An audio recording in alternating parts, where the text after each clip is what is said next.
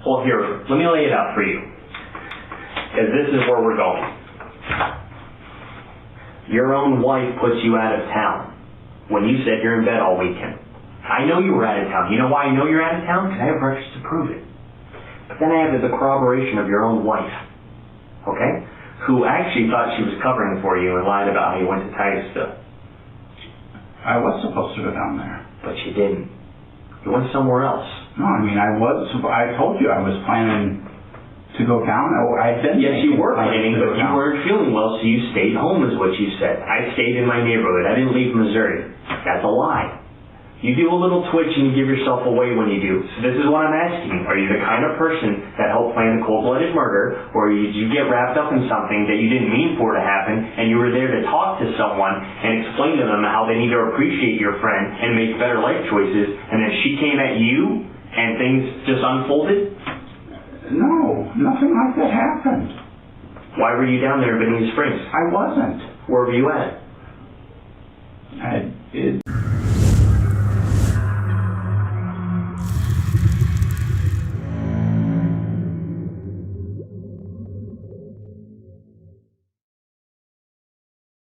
Welcome to 8MC Investigations. We put out new videos every single week, so make sure you're subscribed with the notifications on if you're a fan of consistent content. I want to give a shout out to all of our members. Thank you so much for your support.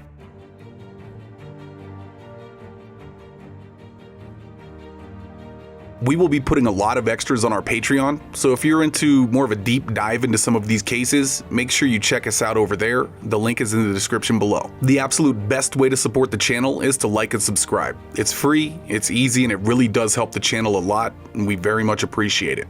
Okay, enough rambling, let's get into it. June 28, 2015. Bonita Springs, Florida. After cutting a family trip to Connecticut short, specifically to see patients the following morning, 46-year-old Dr. Teresa Sievers did not show up to the office on June 29th.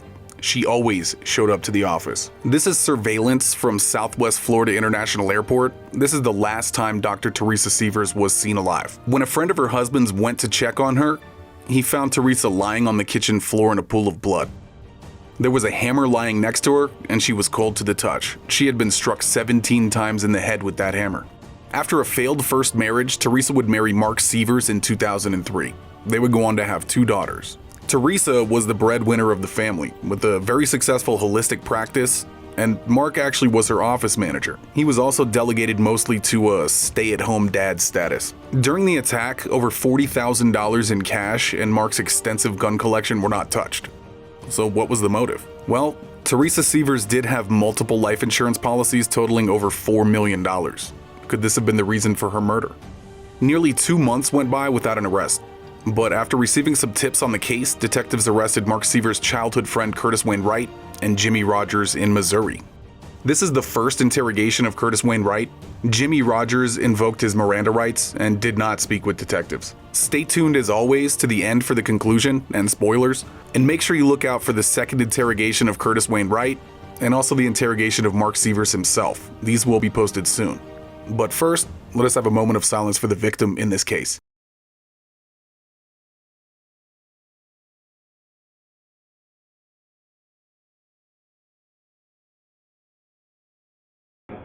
Yeah, they are. Okay. I'm David. We talked briefly already. You wanted to call Wayne, right? Okay. All right. They Mirandized you at the scene, correct? Yeah. A form of it. Either way, I want to formally read you your rights, and that way you're informed before we speak. It's up to you. Okay. I want you to understand, and I want to answer all your questions, and I want you to answer mine. Sure. And you understand how that works. You can stop talking at any time. So it's up to you.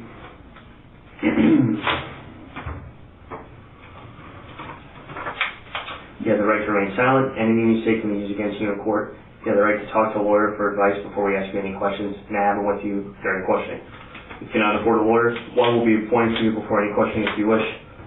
If you decide to answer questions without a lawyer present, you will still have the right to stop answering at any time. You also have the right to stop answering at any time until you talk to a lawyer. Do you understand each of these rights I've explained to you? Yes. With these rights in mind, will you still talk to me now? Sure. Okay. I hope. All right. I worked for Lee County Sheriff's Office down in Florida, and I understand you were recently down there. Yes. Okay. Can you tell me about your most recent trip? Yeah. I guess, I can't remember what day it was, Monday or Tuesday. Scott, Mark Sievers' brother, Scott, called us that morning and told us they'd been killed. And, you know, because I've been friends with their family for a long time. Okay. And so Angie and I, it really wasn't even really a choice. I mean, we packed the car up. My car's in the shop, so we went and rented a car and drove down there to be with the girls and to help out however we could. Sure. It's a hard time. With the funeral arrangements and things. So, so we drove straight through. Well, she drove. I can't, but she drove straight through. And we got down there, and then we were just there. We stayed with her mom most of the time, or with Mark and Scott's mom. Mark and Scott's mom. Okay. Bonnie Sievers. Okay, gotcha. So we stayed with Bonnie majority of the time, so because that's where Mark and the girls were staying. At Bonnie's house? Yes. Okay. And so, and I know that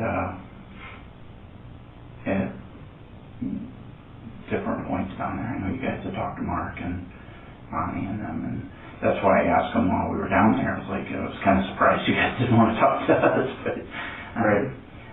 But the you know, we stayed, you know, through the funeral, and then once the house was released, the Mark had told me that they were trying to figure out if him and the girls were going to go back to the house or not. Depending on, you know, I mean, that would be hard. So absolutely. The Mark had asked me. I used to, before I was disabled, I used to do security work. So with cameras, video camera, surveillance, and not really security. Like installation thing, yeah. Okay. So he asked me if I could help him figure out something for the house. So sure. We went and picked up a surveillance system, and I installed it. Angie and I actually installed it. I can't remember which days it was, but it was a couple days it took to do it, and then the next day we left and drove back home. We didn't get home until 6 o'clock yesterday morning. So. Okay, so yesterday. Yeah, we took a couple days to get back. We couldn't drive. Take your time. So. Where'd you guys stop? She has friends in is it Sarasota or Tampa area? I can't remember what little town, but one of those little areas up there. And so we stopped there and spent the night at a little hotel there. And I think that was in North Sarasota. It was a Super 8. That's what it was. And her friends came down and we went out and we had dinner. Nice. Where'd you guys go?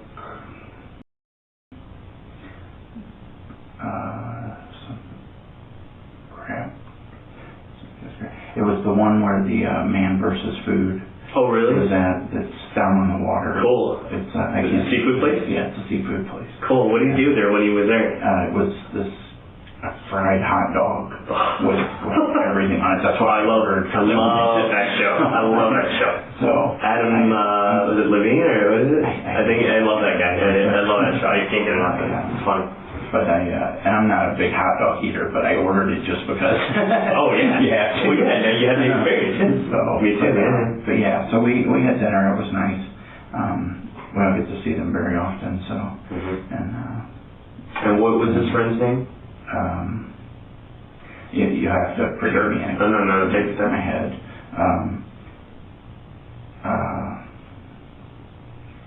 Let's see. There was. She's got two friends. I get them mixed up. Jennifer. No, Jen is the other one. I can't think of her name. It's Arn. Arn is her husband. And his first name or his last name? first name. Is it Arn? And I don't know their last names. It's horrible. Well, no, it's not, because Misty, that's her name. Misty's the friend. Misty and Arn. And Arn. Yeah. That's impressive, because I can tell you a lot of my wife's friends that why they're not my friend, they're my acquaintance, you know? Well, and the reason that I remember his name I remember for some weird reason, just because it's kind of a weird name, but when we were down last year, we all went to Busch Gardens together. So that's when I actually met Arn. So you had a trip down there last year? Yeah, well I do some work down there, actually for the Restorative Health Center. Okay. Like I said, before I was disabled, I was a computer person, and the security stuff just kind of fell into place with it because it was all computerized before they had the stuff. Oh, it's only leaps and bounds too, yeah. And so I was, that's what I did though. I have a computer science and an electrical engineering degree. So. Where'd you get that at? Rolla. And that's in Missouri? Oh yeah, I'm sorry, yeah. Sorry, I forget you're not from water. Yeah. Rolla is one of the top engineering schools in the country. Cool.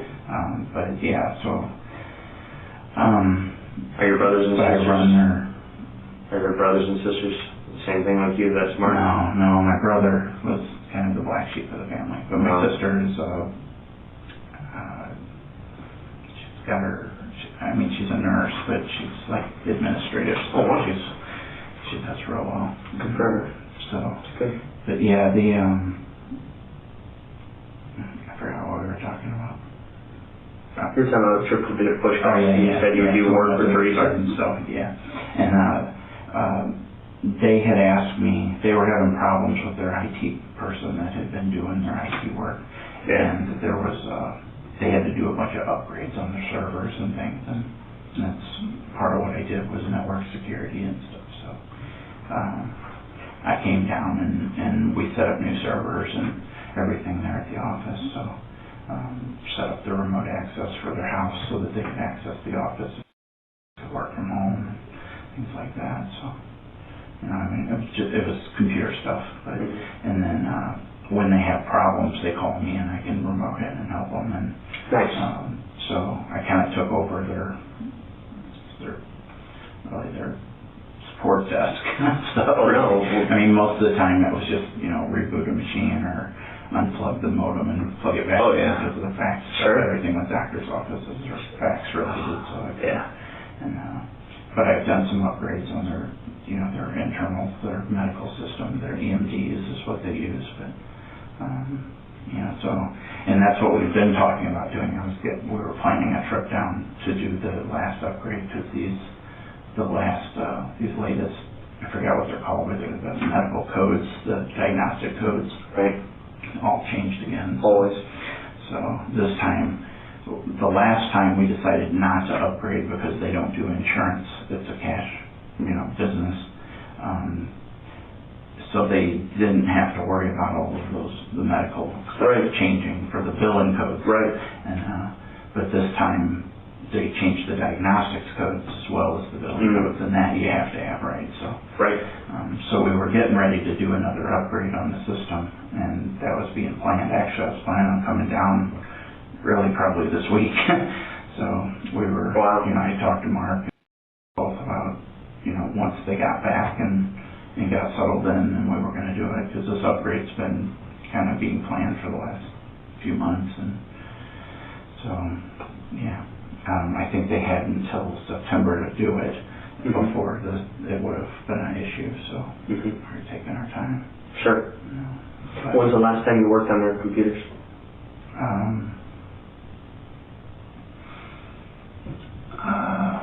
They had a computer system. Let's see. Well, you mean physically, or? Let's start with physical. Okay. I couldn't tell you when the date was, but best guess. Probably maybe 6 months or something like that. So it was this year? Yeah, I believe it was. You were physically down there? It may have been less time than that, but I don't think so. Mark came up for our wedding Mark was my best man in my wedding. So. Congrats, by the way. It's nice. Thank you. Cool. Is that your first marriage? So, no, but Which one? it's the second. Second time? Yeah, I have a daughter with my first one. Oh, that's nice. How old is she? She's 11. 11. Yeah. Cool age. Yeah. Oh, they're filled with opinions. Yeah. I was with her yesterday. Oh, wow. At the St. Genevieve County Fair. And Nice. What's her name? Lizzie. Lizzie? Yeah. Nice. But yeah, we, as far as like phone support stuff, it's been just really in the last couple of weeks. I mean, there's generally something, Sure. you know, and I forget what it was. I think the fax has quit working. It's always something with that stuff. And I think it was just the power supply or something that went bad, but the modem itself stopped being recognized, and they had a spare modem. I had to swap it out. Perfect. Trying to have two of everything down. Oh, yes. So when you need it. Remotely. Oh, my God. Mark's just savvy enough to be able to take the case apart and stick a card in. Right. Well, yeah, exactly. But probably because you taught him. Yeah, exactly. Because you taught him.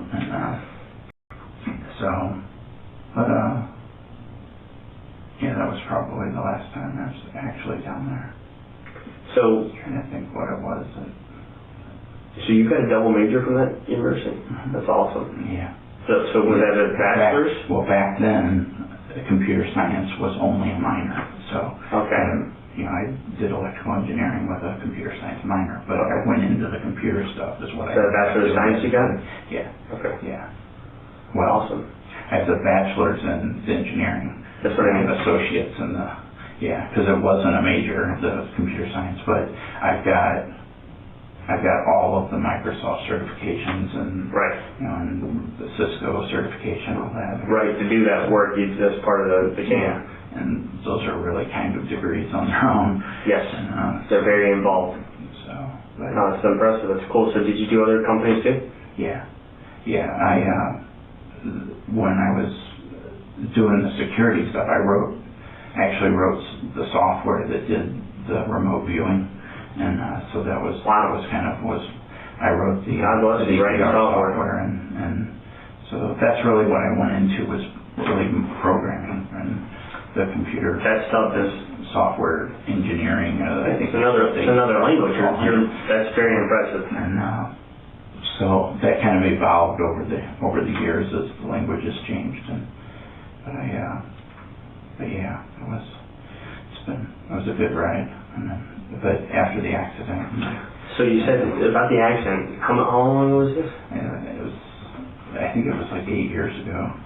I lived in Alabama. My parents just moved back. Yeah. Right. So I lived after I got hurt. I was basically I didn't walk for almost a year, and so I ended up my first wife left me when I stopped making a lot of money.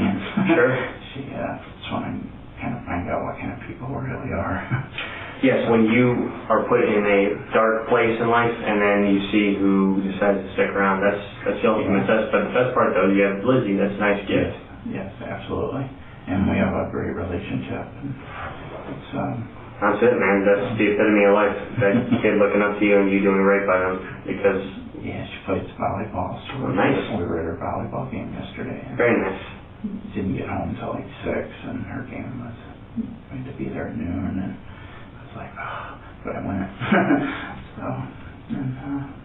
So that was good. That's good. That's good. Yeah, she'll never forget that. She'll remember the things you don't do.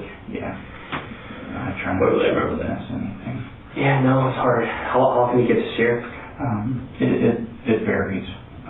Is there an agreement in place? Well, I had joint custody of her, and like I said, after I got hurt and she left me, I kind of went through a spell where, I got involved in some drugs and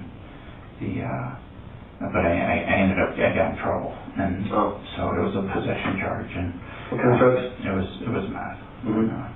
Did it help with the pain? It did, actually, which is the only reason I really started using it. I'd say a lot of people start with a severe pain issue, and then what's prescribed doesn't cut it. Right. Or it makes it worse. Pain medicine.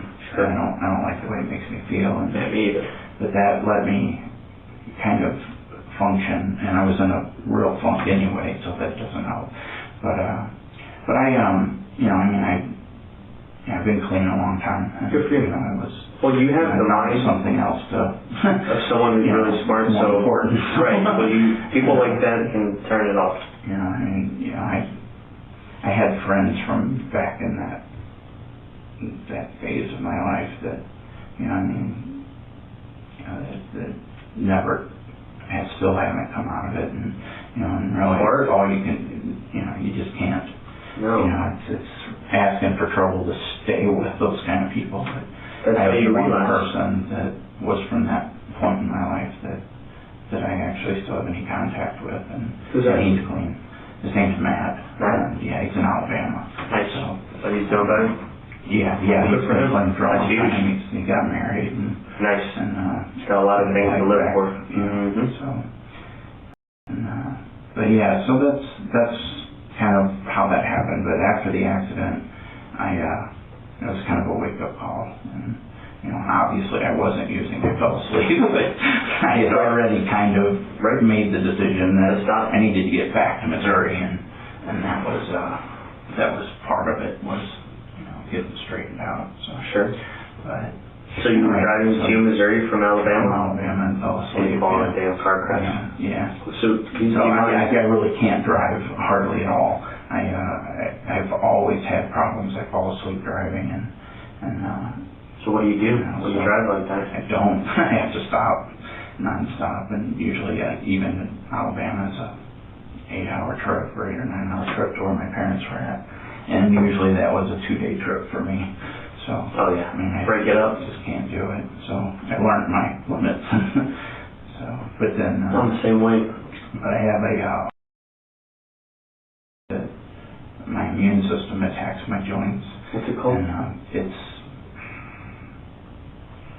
I believe the one that ended up finally diagnosing it right, and it's from tick bites when I was young, that because it went untreated, has created all these problems. But they thought that I had like is what it's similar to. Severe inflammation in the joints. Yeah, it's severe pain. Swell up, and and it's if it's let go, it I obviously it's my shoulders and my hips mostly, but those are I have phases, like days that go where it's really hard for me to walk, and and it's which is really what keeps me from being able to really go do anything real. It's I'm good for a short spurt. Right. It's not frustrating. So, but and that was that diagnosed before the car crash? No. Well, yeah, I had joint problems before the. But it wasn't. Right. It wasn't severe enough to be debilitating at that point, really. And I used to box. I used to do MMA fighting. So I had multiple concussions already, and so that's that car crash didn't hurt. Crash just I hit my head really hard, and so that was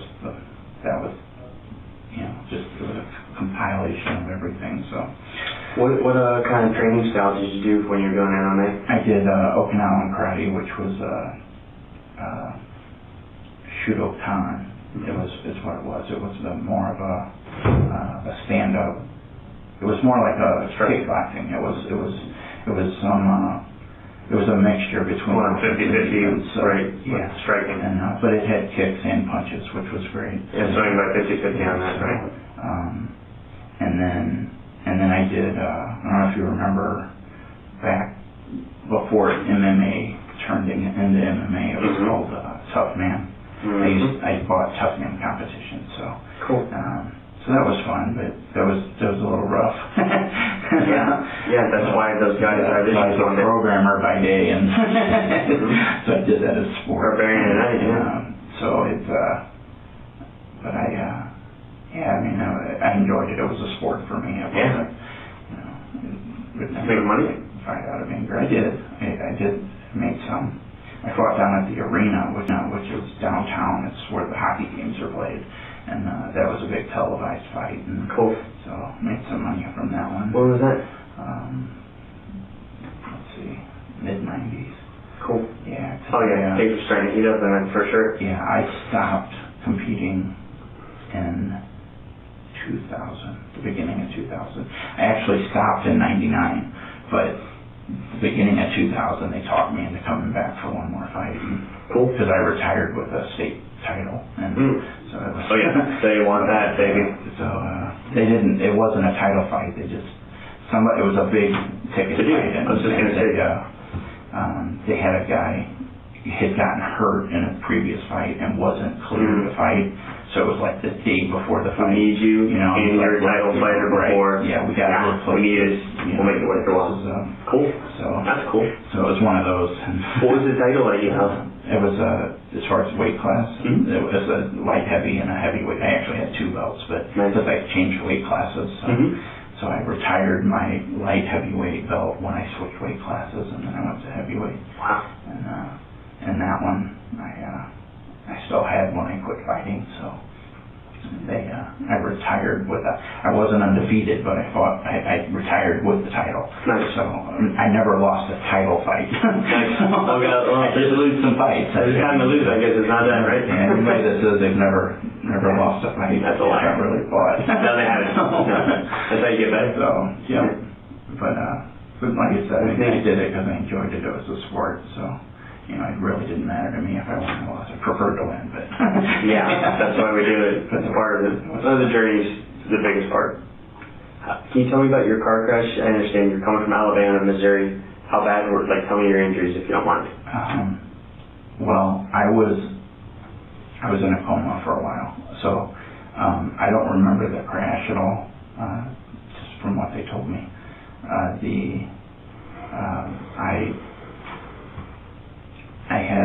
I broke my ankles, my kneecap was broken in half.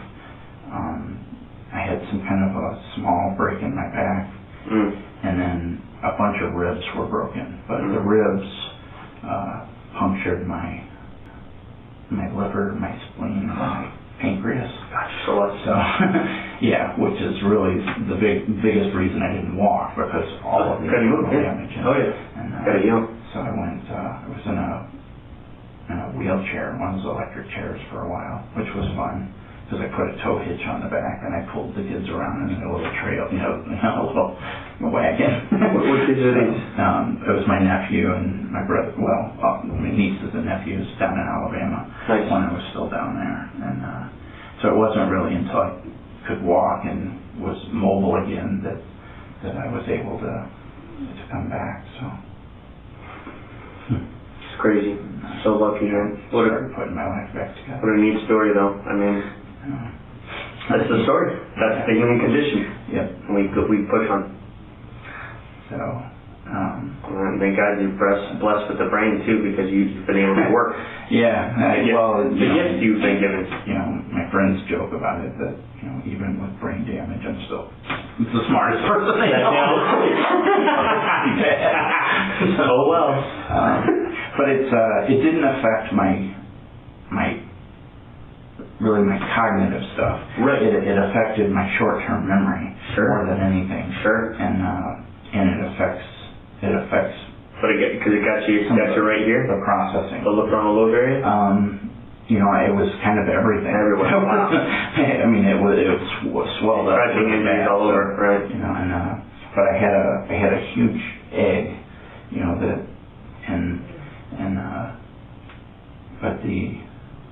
there was actually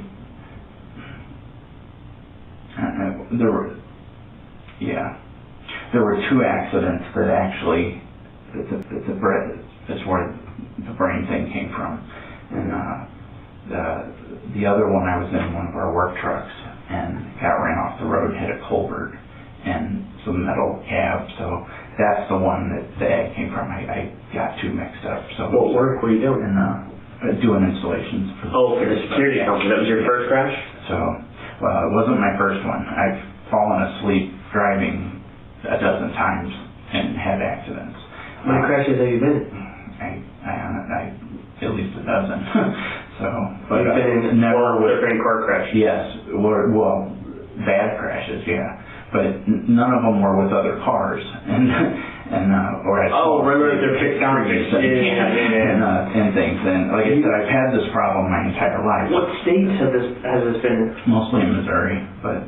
Wow, so there's at least 10 to 8 reports of you being in crashes. I don't know if they're reports or not because they didn't involve other cars, but but yeah, I mean definitely, hospitalized. So you had a lot of head injuries. Well, yeah, most of the accidents weren't really head injuries, but like I said, that most of the head injuries I think came from the concussions, both from accidents and fighting and.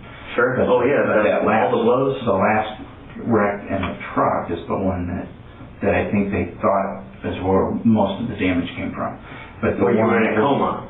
Well, that one I wasn't in a coma. You're talking about the one before. I'm sorry. That's where that whole. No problem. Wayne, no problem. Thing.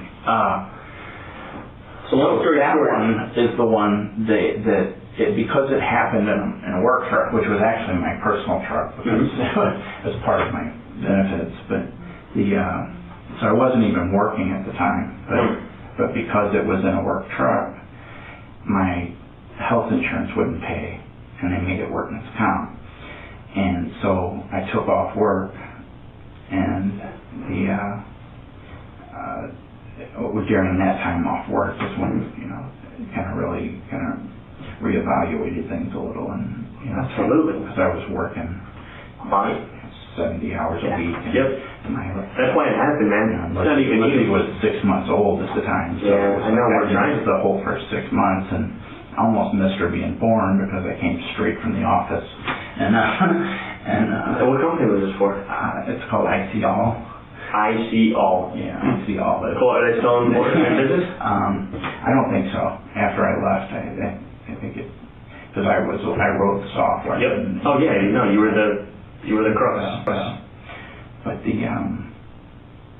but I had that accident, and then I had to be off work for 6 months, and then that's when I kind of reprioritized things. You have to because you've got to have a brush with death and beat it. Yeah. So I get a lot of the details between the two accidents mixed. Well, either way. The one that I fell asleep driving and hit the semi was the one where all of the physical damage was done, and that thing had airbags everywhere. So, but it was really that's the one that was the real wake up call for me as far as because that's scary. That pulled me out. Because after I got hurt and I stopped working is when my wife left me. And that's when I went to Alabama. I was coming back from Alabama that I had the other accident. Yeah, it's ironic. Like you said, you're pulling away from a bad time, and that happened on top of it. So cherry on top. So, no excuse for it, but it happened. And no, that's just life. But I took responsibility for what I did. It's good. It's important because it makes it easier. If it's possible, or quicker. As far as punishment, I took responsibility for it. That's funny. And it's, if nothing else, it's a reminder when I feel bad and I'm hurting for why I stopped to begin with. It's exactly learning your lesson, and so we try to move on. I've made the decision already mentally, but that is a lot easier to remember. Yes. So, I believe that. But for this trip that you were just down in Florida, because Scott calls you and says Mark's wife's passed. Yeah. Didn't really know anything about what happened. Did he tell you anything? I can't. He didn't tell me anything because nobody knew anything really. Sure. I don't remember if he said that she passed away or that she was killed. I don't remember what he actually said. But Scott or Mark? Yeah. Okay, what did Mark say? I talked to Mark at that point. When you finally talked to Mark, what did he say? Well, it was kind of hard to talk to Mark. He was pretty hysterical, really, for the first week we were down there. And I really didn't get a whole lot of, I mean, he was just upset. I mean, he was, you know, freaking out that he was so worried about the girls and then the funeral arrangements but her family, pretty much her entire family flew back in from Connecticut down there. So it was just really hectic the whole time when we first got down there, because her mom was there and her sisters, which I knew because I was at their wedding. So, you know, it was, so a lot of those people I had met. I wouldn't say I knew them, but I had met them, and so it was, just, the horrible circumstances to, to say, it's good to see you again. But we just let Mark know that we were there, and let his mom know that we were there. Yes. So that, we could keep the kids if they needed to go whatever to the funeral home. And well, it's just nice for all of them to have just that. as a distraction to Sure. the kids. Sure. Because the kids didn't know. They knew that Mommy had died. They didn't tell them what happened until the night before the funeral. What'd they say? Well, they just said that, I wasn't there when they told her, but they told them that that's when they told them that somebody had broken into the house and that Mommy was actually killed. So, but not that, up until that point, they just knew that she died. Sure. So I don't know what he told them, if they even asked. I'm not really sure. Sure. How'd they take it?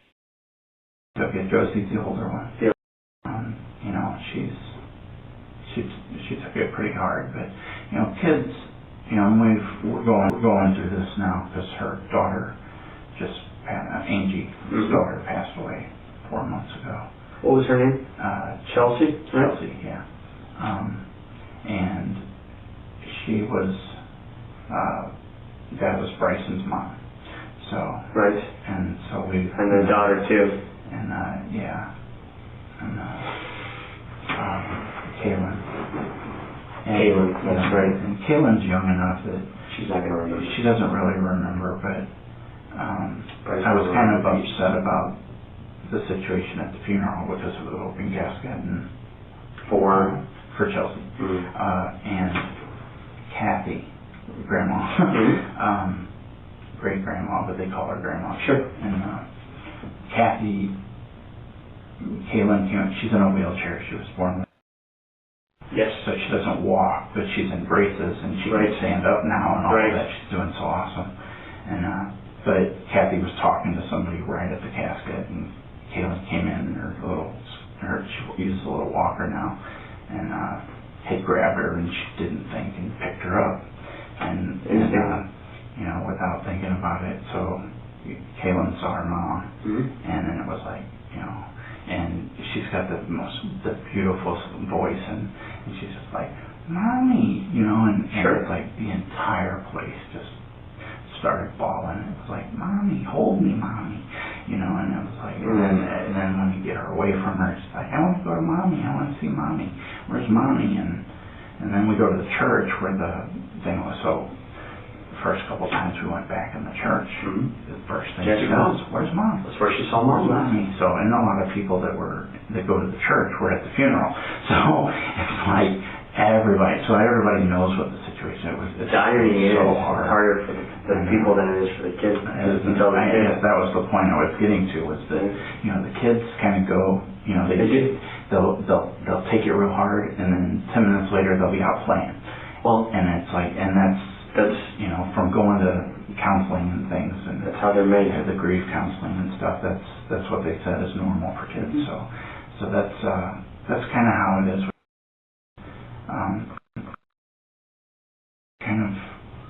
Did you meet the kids? No. I keep forgetting that you're from there. So yeah, if you didn't get to meet the kids. Brass. She's the little tough girl, and she's the tomboy, and and she doesn't ever let anybody see her cry. I mean, she's so she didn't. She never really seemed like she was affected a whole lot by it, but she was. I mean, like Angie, she opened up to Angie, and you know, and she cried some with Angie, but around anybody else, right? It's, right. Oh yeah, me too. Me too. But yeah, it was hard. But that's, like I said, I mean, we just went through this. Sure. That was the first thing we thought of was we got to be down there. Oh yeah, no. Mark needed you, and you guys were there. You know, he would have done it for us. And yes. Well, you've known him how old? Since 9th grade. 9th grade. Okay. And then did he know Angie since 9th grade too? Actually, let's see. I think Angie knew him before me. Oh wow. Because she's about 5 years younger than him, right? Angie is 42, and we're 46. Okay. So about 4 or 5 years. And the reason though is that Mark dated Kathy's sister. And Kathy? And Kathy at one point. Yeah.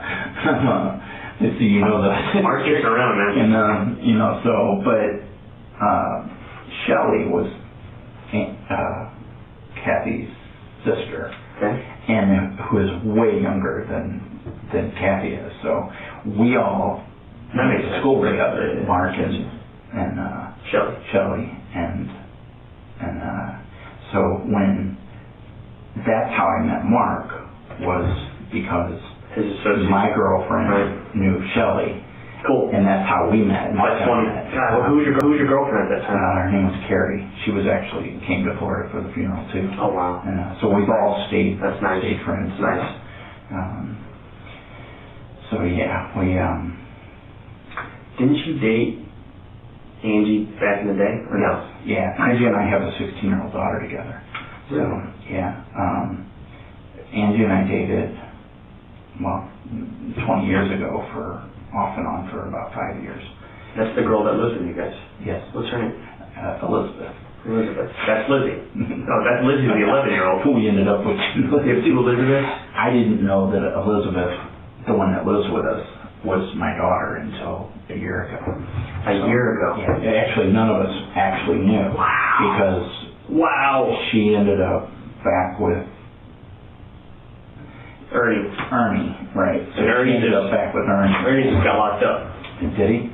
Good. That's what I heard. Yeah. I don't know. Either way, Ernie sounds like he makes a lot of bad choices all the time. Yeah. I mean, it's been all the had time. issues their entire life and was abusive to her, and Ernie and I beat the shit out of him back 20 years ago for putting his hands on her. Sure. And so he's just is it drugs? Is that his issue? I know. Mine's crazy from dope. You know, I don't know. Angie says that he was like that before he started using. Well, dope's not going to help you with your angle. Yeah, it's going to make it worse. Yeah. What's that mean on your arm? Friendship. Oh, is that special memory or something you felt was cool or what? Actually, yeah. I got these when I was training, or this when I was training, but me and besides Mark, there's a Tommy, and me, Mark, and Tommy were like the three amigos, and Tommy and I got them together. Where's Tommy live? He's way down in Coldwater or something, which is like way south of here now. That's Missouri. Yes, it's in Missouri. Coldwater, Missouri. He lives in the city, and Tommy and I have been friends since probably 88. Wow. So, did he come to the funeral too, or no? He doesn't? Mark and Tommy don't always see eye to eye. So they've been friends because I'm so close with both of them. So at the funeral, or not the funeral, I'm sorry, she heard me say that. At my wedding, Mark and Tommy were almost the same thing. Were next to me. Yeah, it was so. Nice. They get along. They get along fine. No issues. Good. But Mark, well, you've met Mark. He's mouthy. Mark could be a mount the obnoxious person when he wants to. Yes, where you have this, and it's probably your martial arts training, you have this calm, respected attitude, and whereas Mark is snappy. Yes, and plus he's around 2 kids all day most of the time, so that'll change the personality. But he was like that. He's so much better now that he's a dad. Oh, good. You should have been before. Well, then you're a saint for being friends with him. We're just meant for each other. Yeah. I was like, well, she sounded like she was pretty domineering. she's a firecracker. Right under that thumb. Yeah, which and you know, for Mark, I would have never thought that would work. But that's the irony. But you hear that though, right? They, you know, together, they those gel. two were incredible. Yeah. And yeah. you know, and you know, and she's loud and you know, boisterous, and you know, whatever's on her mind, you're gonna hear about it. So when she first started, she did blood work and stuff for me to help work it out, and she was just, I doubt him. Look, you know, you stop this, do this, right? You know, and if you don't take my advice, I'm not going to help you. You know, it was just like, that's all. You know, I don't have time for this. You know, I'm not a paying. You know, I don't need you. That's a practice. I don't need you. You know, yeah. She's like, I'm doing this because I care about you, and you know, right. And you're going to care about you too. If you don't want to help yourself, I have no. We're done. You know, we're done. So I like that. Simple man. You know, I take the supplements she put me on, and what you put you on? It was some different vitamins and something for my joints. I can't remember what it was, but yeah, it did. It made a huge difference. That's awesome. And but she did some blood tests, you know, and that was the thing with her, was that she took so much time and with the patient. Mm-hmm. I mean, it wasn't like the doctors you go to now, where it's, you know, a number. If you're lucky, you see the doctor. Yeah. Most of the time, you don't even see the doctor. Plugged in. And, okay. Yeah, I love that. Love that. And so, you know, she took the time to actually get to know the patients, and they had that relationship with them. So, sure.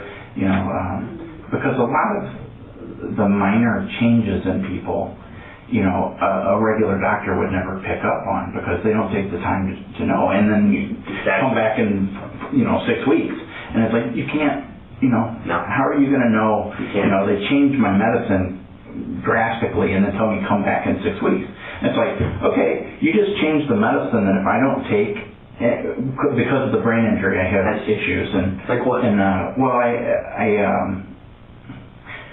don't sleep.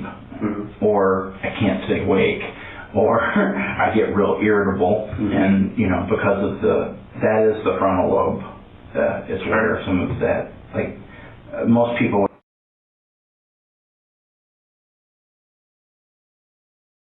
have like issues with like aggression, I guess. And, and they're literally compressed in area. And it's the same thing as somebody with like a bipolar. Mm-hmm. And so I don't have the aggression stuff so much as I do go manic though, and I'll like stay up and clean, or I'll stay up on the computer, and mm-hmm. you know, and I just can't sleep at all, and you know, and when I try to lay down and go to sleep, my mind's just, you know, and it's like, I get it. Yeah, I'm the same way.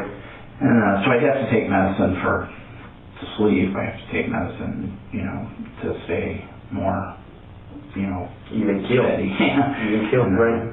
You know, because I can't stand the not being able to get out of bed, and you know, and there's times when I'm hurting really bad that it's because I physically can't really, and most of the time, I mean, it hurts whether I'm laying down or standing up, and as long as I'm moving, changing positions fairly regular, it's not so bad, but and I don't take any pain medication. It's something I refuse to do. I've seen so many people. What they do. You know, and on a chronic pain that's never going to go away, all they can do is just keep increasing it and increasing it. Then you cause other health issues. And, you know, so, yeah, it was. So, before this recent trip, mm-hmm. when Scott called you and you left on the 30th of June, it was Tuesday, when was the last time you went to see Mark? Well, I don't know exactly when it was, but I'm thinking like, maybe like 5 or 6 months maybe. So January-ish. So, yeah. January, February-ish. 2015 then. So, Right? I'm pretty sure it was. Okay. Yeah. And that was to set up computers or to continue, excuse me, you set up the computers in 2014 or when? Yes. And then so January was an update? Yeah, that would have been for some kind of an upgrades. Some of the stuff I can do remotely. Most of it I can do remotely. Right. I seldom ever have. Right, and you have the extra equipment. And Right. but it was something crashed. It was something on the server. And it was one of those things I worked on it for a while, trying to straighten it out. Do this. And, because once I remote into the system, as long as the system's up and it's not a problem with connectivity, I can connect to it. Once I connect to it, it's just like I'm sitting there. Other than if something physically has to be changed. But with servers, they're kind of designed for that. You know, most servers don't even have monitors on them or keyboards. Right. So, Right. You know, it's really designed for remote management. Right. So as long as it doesn't crash. And then you need to be there. But with play the game. servers, I set them up with redundant power supplies, redundant internet connections, redundant Ethernet cables. So you were set. So even redundant hard drives. So no matter what happened, I would get an email alert saying that something was failing, but the machine would automatically switch over without ever even That's awesome. Good to you. That's clever. It was pretty cool. Between January then and the funeral trip, did you make any other trips to Florida? No. Okay. So before Tuesday, June 30th. Because he came up for the wedding. So yeah. All right. So Mark saw you in May, right? Yes. You're saying your way. Yeah. Okay. So May, June. Now we're in June. At the end of June, on June 30th, you traveled to Florida for the funeral, right? Yeah. Well, yeah. Yeah. Okay. Same trip. Yeah. Sure. No problem. All right. So let's just go back. Help me out here. What's your timeline? Let's go back Monday the 29th. What'd you do that day? Monday. That was the day before Mark called. Yeah, Scott. Yep. Day before Scott. What were you doing that day? Well, that weekend was one of the weekends that I was down for the weekend pretty much. Angie worked. What do you mean down? Like pain? Hurting, yeah. So you stayed in bed all weekend? Well, not all weekend. I was up. I was trying to do things around the house. Sure. I just didn't feel like really doing. What was getting you the most? Yeah, my shoulders. The shoulders? So, and the hips? Yeah. So I couldn't really do any bending over work or reaching up work or anything like that. So I tried to get caught up on some stuff on the computer. But it was one of the days, I can't remember if it was Sunday or Monday, I worked on, I also do some car work too. I help people with stuff. And like, do you physically do mechanic work? Yeah. My dad was a mechanic. Oh, cool. So you actually got the mind of the engineer. Nice. But I have a friend that bought one of those little, it's from Japan, they call them mini cab trucks. Okay. And they use them like in factories and stuff. He bought one that he was going to use for his farm, and it's a little 4-wheel drive truck. It's a little pickup truck. Right. And but it's got a little 3-cylinder Mitsubishi engine in it. And and the steering wheel's on the wrong side. Awesome. So it's one right off the street in Japan. So cool. How do you get that? I don't know. That's neat though. Craigslist probably. Yeah, that's neat. Yeah. But he bought it, and it started running really bad right after he got it. And, and so he's asked me to look at it, and I had checked it out. He said that he thought it blew a head gasket and put a bunch of stop leak in it, and it helped for just a little bit, and then he got it out on the road and opened it up, and then it blew whatever it was out of it. So then, so I had been looking at that. So that was on Sunday? Or Monday? Well, I had been working on it prior to the weekend even. So So Thursday and Friday. So Thursday and Friday you were working on it. I was hurting on Friday, but I was still doing it. Anyway, so I started to pull the spark plugs out of it. I was going to pull the head off of it, and because I figured it's a blown head gasket, and because of what it was doing, it's blowing air into the radiator, into the fluid. It's building up pressure even before it's hot. And so I'm figuring, okay, it's got a blown head gasket. I'm not, do you want to fix it right, or do you want to just patch it? Right. And so what you gonna do? Well, that's what I was working on. So I was looking for a manual for it, a repair manual. Is what I was looking on the computer for. And but I found some stuff anyway on what the best way to do it is, because this engine, there is no hood. The engine is under the seats. So both the seats are raised up, but you can only get to it from like two sides under the seat. So I'm like, oh, how in the world? Holy moly, it's about this close to the top of the bottom of the seat. So it's like, okay, so can I even get the head off of it from there? Yeah. And then if I have to pull the engine, it's not coming out the top. So what's involved in dropping? What a pain in the rear. So anyway, like I said, I wasn't feeling well. I didn't mess with it much. But on whatever day that was, I think it was Friday, or may have been Saturday morning. Sure. I started to pull the plugs out of it, and I was having problems getting the plugs out, and then the middle plug is stripped out. I noticed when I started to loosen it that it wasn't tight, and I'm like, well, maybe that's the one, because I had figured out that it was the second cylinder that wasn't firing. Right. And but it wasn't working. It wasn't contributing to it's running on two cylinders. Right. And but I checked, and the number 2 cylinder was firing. I was getting fire off the plug, or off the wire anyway. So I'm like, okay, maybe it's just a bad plug. So I tried to pull the plug out of it, and it was already loose, but then it would never come out. So it's aluminum head, and somebody stripped the bolts, stripped it out, and I had the worst. So I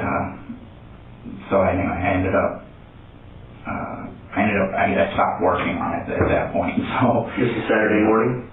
I can't remember. Sunday morning. The weekend was kind of a blur. It wasn't Sunday morning. It was probably Saturday morning. Okay. When I went back to work on it the second time, and it's sitting at the.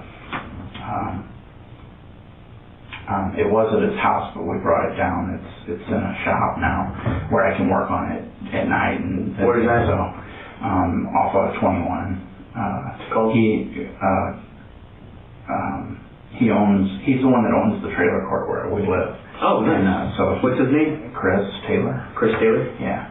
And so he's got a little shop, and it has an empty bay right now with a garage door. So he lets me work on cars down there and stuff. No, but it's his vehicle anyway. Yeah, it was his. So perfect.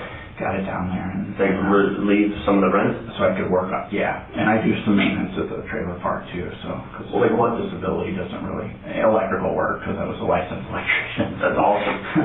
That's awesome. So I do electrical stuff and repair stuff. When he brings new trailers in, I'm the one that hooks them up. And that's awesome. So did you go to school to be an electrician too? Well, electrician's kind of part of the electrical engineering. That was all okay. Electrical engineering. A degree in electrical engineering allows you to take the electrician licensing test. Now, you don't have to be licensed to work as an electrician, but you have to in order to pull permits. So, and so you either have to have a 4-year engineering degree, or you have to have a 2-year degree and 4 years work experience under a journeyman. Right. Or you have to have like 8 years just to be able to take the test. Just take the exam. Yeah. So right out of college, I was able to take it. So nice. That gave me the ability to. I was pull permits and whatever I wanted. So how old were you when you finished college? Well, I got my. Let's see. How did that work? I got 89. So I was 22. So you were able to grab the world by the balls right off the bat. 21. I was 21. Did you jump a grade? I bought my first house when I was 21. That was one of my goals. Did you skip a grade? Before I was 21. No, but my senior year, I only needed one class to graduate, but I was class president. So, and I was in like student council and all that stuff. This is in high school? In high school. Okay, So, tracking? so instead of graduating early, I stayed the whole year. And I went ahead and took, because I got a college prep diploma, which required extra classes, and it was all honors classes. So I did that, and at the same time, I went to college full time my senior year. Perfect. So you were just already eating up credits, right? Because I actually went to a junior college when I was in high school. So Perfect. I got my 2-year well, it wasn't even really a degree because it was just all prereqs. Right. But I got my 2-year engineering program the year after I got out of high school. And then I went to Raleigh for my degree. That's so cool, man. And so I finished a 5-year degree in basically 3 years. Right. After high school. It took me so 4, but it was... Either way, that's impressive. Well, I mean, you're blessed with the gifts, good genes. You're lucky. Yeah, well, and my family supported all my bad habits with computers, and back then it wasn't so easy to have one. So no. And, you had to build stuff back then. Yeah. The concept of having a gateway shift you know what I mean? Remember gateway? Oh, gateway, and then Dell, and the fact that you built your nice stuff. On an old Apple IIe and that's awesome. Commodore. Oh yeah, I remember that. That's cool, man. That's history. That's interesting. I remember when I got my first 300 baud modem. I thought that I was the shit. Can't ask, man. Well, it was impressive. 0.3 megabyte. Or megabit. 0.3 megabit. Yeah, but it was faster than anything. Oh yeah. And, leaps and bounds every time, and then technology keeps getting smaller and smaller. It's crazy. So. Okay, so let's go back. All right, you finished. Yeah, you gave up on the car. No, that's fine.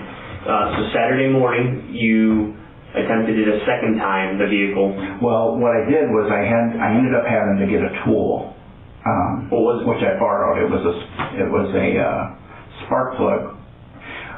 The spark plugs are way down in the head on that thing, which is common for a lot of things. But on the Mitsubishi engine, it's a tapered hole, and it requires a special tool, or you have to use a regular tool and you have to grind the end down on it. Which I found out reading online that's why, because I kept getting the socket stuck in there. So I'm like, okay, I need a socket with an extension attached to it, because I could get it down there, and then I'd pull it out, and the extension would pull out of the socket. So and then I get it stuck in there, and it's so far down you can't grab it with anything else. Oh my God, what a frustrating process. So it was aggravating. That's why they want you to quit. But Mark, one of the guys. It's not that market. Sure. Well, you're up at Chris Taylor's shop. He had actually had a tool that he said he bought when he was working on a Toyota, and it was a spark plug socket with an extension built into it. So I'm like, beautiful. Okay, that'll work. Where are you at? Here I come. So that's how I found out that it was stripped. Once I finally got that tool to if someone else wants to, I'm like, okay, I can't. It's done. So. But I still hadn't gotten the plug out of it, right. And I was planning to go back down and get that finished that weekend, and sure. And what did you end up doing? But I didn't feel good, so I didn't. I tried one more time with that other spark plug, but it didn't actually. It still fit snug when it was down. Sure. But even though I got the spark plug turning, I couldn't pull out and turn it both. So I was kind of like, all right, I'm at a loss. So that's frustrating. So I found another tool that actually is magnetic. It's a magnetic spark plug tool rather than the one with the little rubber boot in it. Okay, but it was already stripped though, so it still worked. Well, no, I haven't. You haven't tried it yet? Yeah, that's what I was... Yeah, that's just trying to get enough pressure to get it to move. I was hoping that the magnet would hold it up just enough at the end. Unscrew it. But exactly. But I haven't gotten back to it yet. So I messed with that over the weekend, and like I said, I wasn't feeling well, so... So did you stay in bed, or what did you do? I stayed in bed, and other than, just a little bit of stuff around the house. Yes, you didn't drive anywhere. Well... You can't say that. I probably did drive somewhere.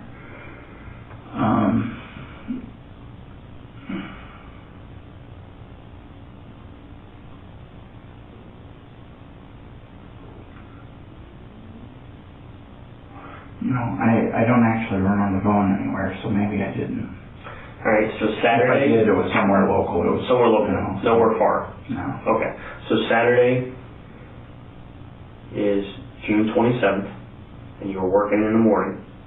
You went through hell with these damn tools, and then you called it a day, because by that point, your hips, your shoulders were It was hot. It was hot. Enough is enough, especially that kind of frustration. I've been there. You want to explode it. Yeah. You want to blow it up. So then, Sunday, did you do anything? Sunday, June 28th. Yeah, Angie worked Sunday. Where'd she work? She works at Nicoletti's. Is that a restaurant? A real nice restaurant. Sounds like it would be good food. Is it Italian? Yeah, they've been there 27 Oh, wow. or 29 years. Wow. That they have themselves. So It's their family. Yeah. Oh, I bet it's So good. It's some of the best What do you get? Italian food. I like the chicken, what is it, the marsala? The one with the red sauce. I get that one and the Parmesan mixed up. One's got white, one's got red. Parmesan's the red sauce. The Marcella's the wine, that brown wine. Yeah, I like the Parmesan one. The Oh, one yeah, with with the mozzarella cheese and the red sauce. Oh, Yeah. Yeah, it's good. But just pretty much everything they have. They have like a Cajun pasta too. Really? It's really good. And How far away is they're that from really here? well known for their steaks, and I'm not a big steak eater. So, Right. But I've seen them bring them out. I mean, they're like that big and that thick, and it's like, Wow. oh my god. Sounds impressive.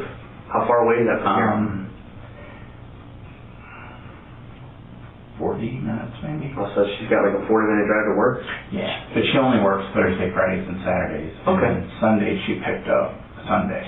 And, Thursday, Friday, Saturday, Sunday, so then Monday, Tuesday, Wednesday she gets to do her chores and Yeah. get caught up.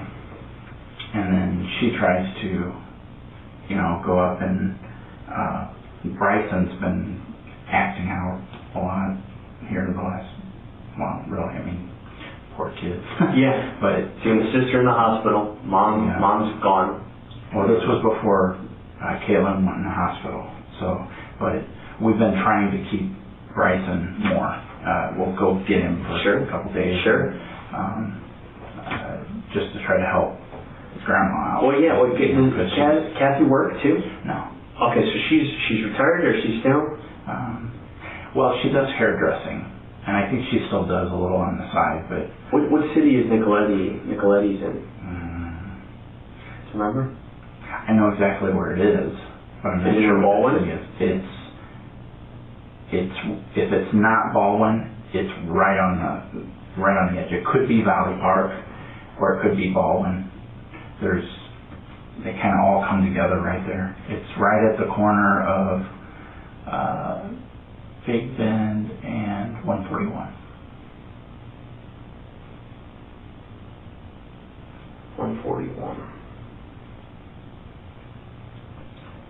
That sounds good, man. Because I'm a pasta guy. You should go. I feel like I need to go. Especially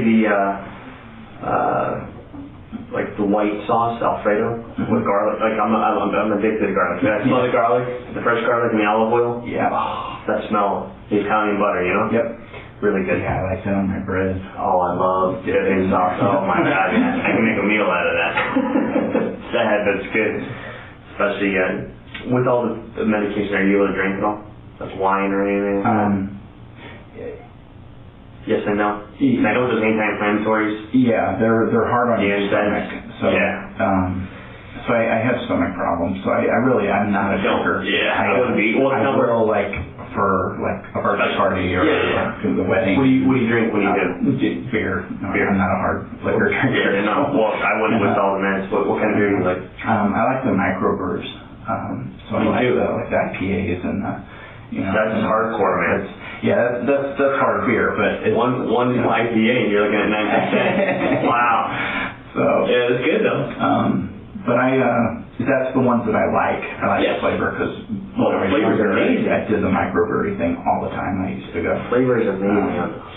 So there's a honey wheat that's still my all-time favorite. What kind is it? I love that. They make it in St. Louis at one of the microbreweries. It's sounds good. I cannot remember the name of it, but it's down on the landing, Laclete's Landing. I don't know if you know anything about Laclete's Landing, but it's called Cleats.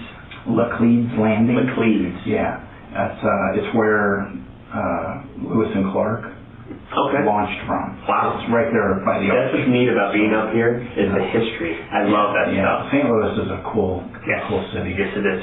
We've got it's the old part of town that's right there by the arch. Okay. It's all cobblestone streets, That's cool. and it's like this little. I don't know. It's not real big. It's probably like a 4-block square maybe, and it's got a bunch of little. It's got a bunch of little bars and restaurants, shops. Oh, that's fun. Yeah, So it's, cool. It's kind of like, it reminds me a little bit of like Ybor. Yep. So, Ybor and Champlain. so But yeah, and that's the thing about Ybor. Stay on the strip. Go either way. yeah. Roll the dice. Better be armed. Yeah. The best Cuban I ever got, Cuban sandwich, was at Ybor. Absolutely. And, There's a hole in the wall place. I can't remember the name of it, but it's outstanding. Yeah. And they even have a front restaurant part, and then they have a back way in where it's bar top, the U, and you can go in there center style. But inside in the front, Tampa's got a lot of cool history too, especially with their restaurants and their Burns Steakhouse, and they have the secret passageways for all the dignitaries, and they have a wine cellar underneath it. Really? Very impressive. Wow. I've never been, I've only heard, and then upstairs is a dessert bar. Sounds amazing. Wow. I've never been, It's where presidents go to eat, places like that, 'cause they have the passageways. So it's neat. Alright, so, just backtracking. Tuesday, June 30th, Scott Sievers calls you about was killed the day before. Yeah, I can't remember if that was Monday or Tuesday, but I think it was in the it was in the morning, so it probably had to have been Tuesday. Okay. So, And then so going back to your Monday, what did you do that Monday? 'Cause you said Sunday you just I was stayed at home. I was at home on Monday. So Monday you were at home. I know Monday I was at home. So. Monday you were at home, Sunday you were at home, Saturday you were at home in the afternoon, but in the morning you were at Chris Taylor's, not shed, his shop. It's a body shop? It's a little, no, What is it? It's just a bay. The bay. It used to have a powder coating guy in there, but it's empty now. Well, what is that business? Well, it's the office for the trailer court is in one. Okay, so it's a business strip. Okay, so there's a strip. So Okay, so it's an empty bay. There's a construction company in there, and a plumbing company in there. His little office for the trailer court's in there, and then there's an empty bay right now, so it's not rented out. And that's where the little truck's at. And so that's what my project for this weekend is. Sure. Try to finish the trucks. Yeah, you needed, after how you told me how frustrating Saturday morning was into Saturday afternoon with the school thing, I would need a break, just so I don't beat it with a hammer. You know? And he had put a different kind of sealant in there too, and that was supposed to be made for head gaskets. Mm-hmm. And it seems like Monday, I went down there. It was either Sunday or Monday. I did go down there and start it just to see if it had made any difference. And how far is Chris's Bay from your house? I could walk down there. Oh, neat. I didn't because I was hurting. You're like shit. But yeah, it's right in front of the trailer court. What vehicle were you using to get around to those places? Let's see. Well, we have the van. My car is in the shop. What car is yours? The Kia. I have a 2012 Kia. What color is it? Silver. Okay. Gray. And then Kind of gray. she's got a Dodge. She's got the minivan. One or two. Well, they're both hers, but she's only driving the. Do they both drive? Yeah, they both drive. Her friend, she had loaned it to her friend who. They went through a rough spell. Her husband was in a motorcycle accident, and so they needed an extra car, so she gave it to her. And actually, we had just given it to Chelsea to try to get get her on her feet. And, who was she meeting? Who did she meet with that she ended up doing changing her lifestyle? As far as when it got bad. Yeah. I wasn't around for any of that. That was that in-between years. I didn't really know Chelsea. Gotcha. So we got back together a year and a half ago. And at that point, she was already into it. So I never really got to know her for the person she really was. Right. She was. No, you met her when she was already. I did the video show and the slideshow and things for the funeral, and I saw a whole different side of her that I'd never seen. Sure. And we tried to help her. Actually, the weekend before she died, she came and stayed at the house, and she stayed up and talked to her mom all night, and we talked that next morning, and had told her that, you know, if she would go to rehab for real, not just because a court ordered her to, but she would go because she wanted to go and she really wanted to straighten up, that we gave her the van, and we told her she could stay with us, and so she could get a job. Did she stay with you for a while? Well, no, because she got a phone call from Ben, and that later that same morning, and took off, and we didn't see her. And she left the van. So, well, she couldn't drive the van. It didn't have insurance on it, and the plates were expired. What color is that van? That's the white one. That's the white one. So, but Angie drives what color is it? Burgundy one. Burgundy. So it's burgundy and white. So white was the one that was going to go to Chelsea. But before it went to Chelsea, what was she? It was just sitting there? No. Our friend, Kim.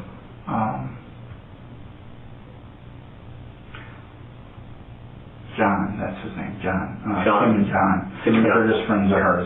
John was the one that was in the motorcycle accident. So they had for a year. That's right. You said they were helping them out. So it's almost like he didn't even miss it because she didn't help him. Right. It was just an extra vehicle. John got his settlement from his accident, and they went and bought a new car, and that's why we got the van back. Okay. So. Oh, nice. Nice good for them. I'm glad it worked out. When did your car get injured? It was, I couldn't even tell you what it had been a few weeks since it was still drivable. So she, where was it injured?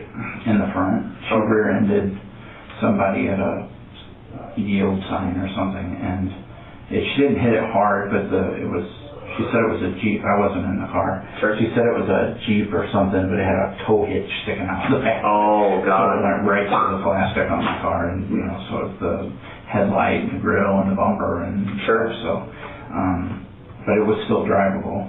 So, so she drove that for a couple weeks, and then we got a rental car. So actually there was a rental car in between there too, besides the rental car that we rented when we went to Florida. Oh, wow. So there was a rental car. What car did you rent? Did you brought the key in then for service? Is that what you mean? Yes. Okay, so the key's being repaired, so you had to rent a car. Yeah, so the shop set us up with a rental car. Nice. What shop did you go to? Mark's Auto Body. Mertz. Like M-E-R-T-Z. Mertz Auto Body. Auto Body, yeah. And what car dealership or rental car place did they set you up with? Enterprise. Enterprise. Because there's an Enterprise right down the street. Down the street? And they come and get you and take you. Oh, beautiful. That, so. Well, that's a nice deal. What kind of car did you rent? You know what? I can't remember what it was. I think it was a Hyundai as well. Do you remember what color? It was a lighter color. It may have even been gray. Gray? So. Like a light gray? Yeah. It was a light color. So. Cool. And how did you guys pay for it? I can't remember. It hadn't been on a credit card. So. How many credit cards do you guys have?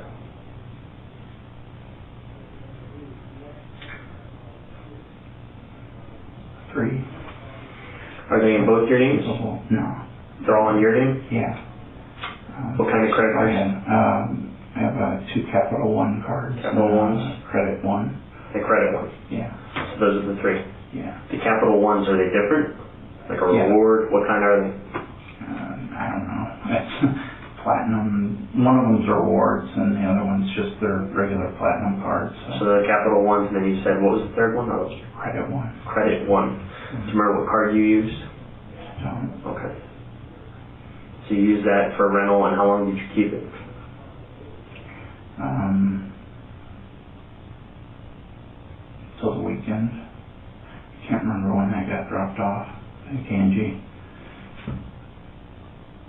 think Angie might have been the one that was driving it, because I had all my tools in Angie's van. Oh, so you just started using the van? Yeah, I drive the van a lot, so she drives my car, because she's the one that drives back and forth. She used the Honda? So, okay. And, I think that's right. Good. And you have to, I get some details mixed up, so. It's fine. I can't. It is what it is. It's approximate. That's what I say, approximate. Mm-hmm. Cell phones, do you and Angie have the same cell phone carriers? Yeah, we're both with AT&T. Do you share a bill? No. So you have a bill? I have one. And I've had hers is right? Mm-hmm. And she has a bill? I think hers is on her mom. Her mom has a phone for her? I think hers is on a shared plan with them. But they're AT&T also? Yeah. And you're AT&T? Yeah. Okay. How many phones do you have? Just one. Just one cell phone? Mm-hmm. Okay.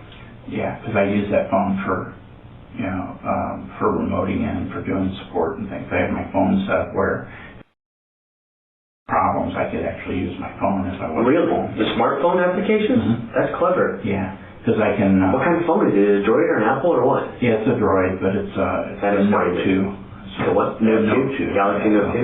And, but I set up, like I said, part of what I did was I set up the VPN from their house to the office, and also set up VPN for Mark on his laptop. You can just log in the VPN through the phone. Yeah, I can, and it's all secure because of all the HEPA. Oh yeah, but you set that up. That's why you did all the backups and private blocks and yeah. That's neat. And that was the other thing I handled was all of their backups for those, all their machines and all that. No, it sounds like they got their. I mean, it was all I automated everything, but I just got alerted if there was a problem. Well, no, that's the best case. That's cool. It's very impressive. I'm always impressed with that stuff because I don't get that stuff, and I've never really delved hard into it. But do you mind if I stand? Not at all. No, not at all. I've been kind of rocking back and forth. Well, no. What's the prior situation? Yeah, do your thing. Mm-hmm. So okay, you have a Galaxy Note 2, mm-hmm. and what kind of phone does Angie have? You know what? I don't know. It's an Android, but I don't know what kind it is. I think it was one of those phones we just went to Walmart and bought, so I don't know. They were both plugged in next to the bed, so. Your phones right now are plugged in next to the bed? Mm-hmm. Okay. What color are your phones? Well, mine's the big one. Okay, big one. I think I think the case actually has some orange on it, but it's orange. Black phone. All right. And what kind of is hers a smartphone too? Yeah, it's a smartphone. Do you know what kind? Is it like an Apple? No, it's about that size though. I think. Okay. So it's an Android. Oh, it's an Android. Yeah, it's an Android. Great. But I don't remember which one it was. Do you have any other old cell phones in the house? Oh, there's probably. I'm sure there's from the kids. I'm sure there's probably some broken phones around, but. I have a question about VPN. Mm-hmm. Okay, her computers are all backed up through all the things you set up, and you can remote actually get that email alert. I'm going to log in a VPN and check out what the problem is. Yes.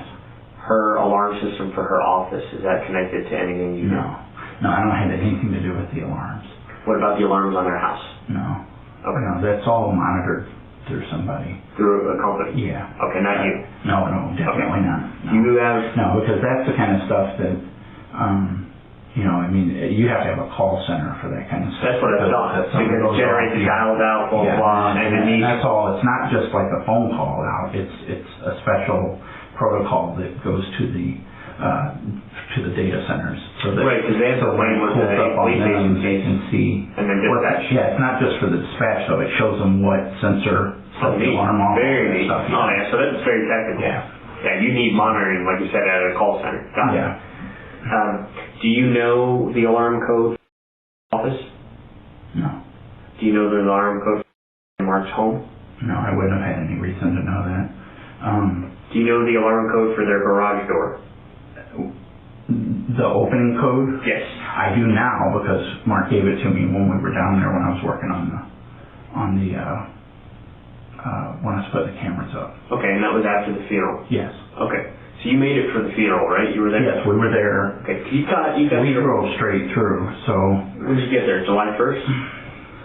I'm so bad with Well, dates. 30th was the last day I in can June. probably figure out days. Yeah, well, just think about it like this. June 30th is Tuesday. July 1st is Wednesday. Okay. So we would have gotten down there probably Wednesday night. Okay, so we're talking July 2nd. She drove straight through. Okay, so you slept? So we left. We went and picked up the rental car, and that's right. I do have a timeline then, because her brother, his wife had her C-section scheduled. Whose brother?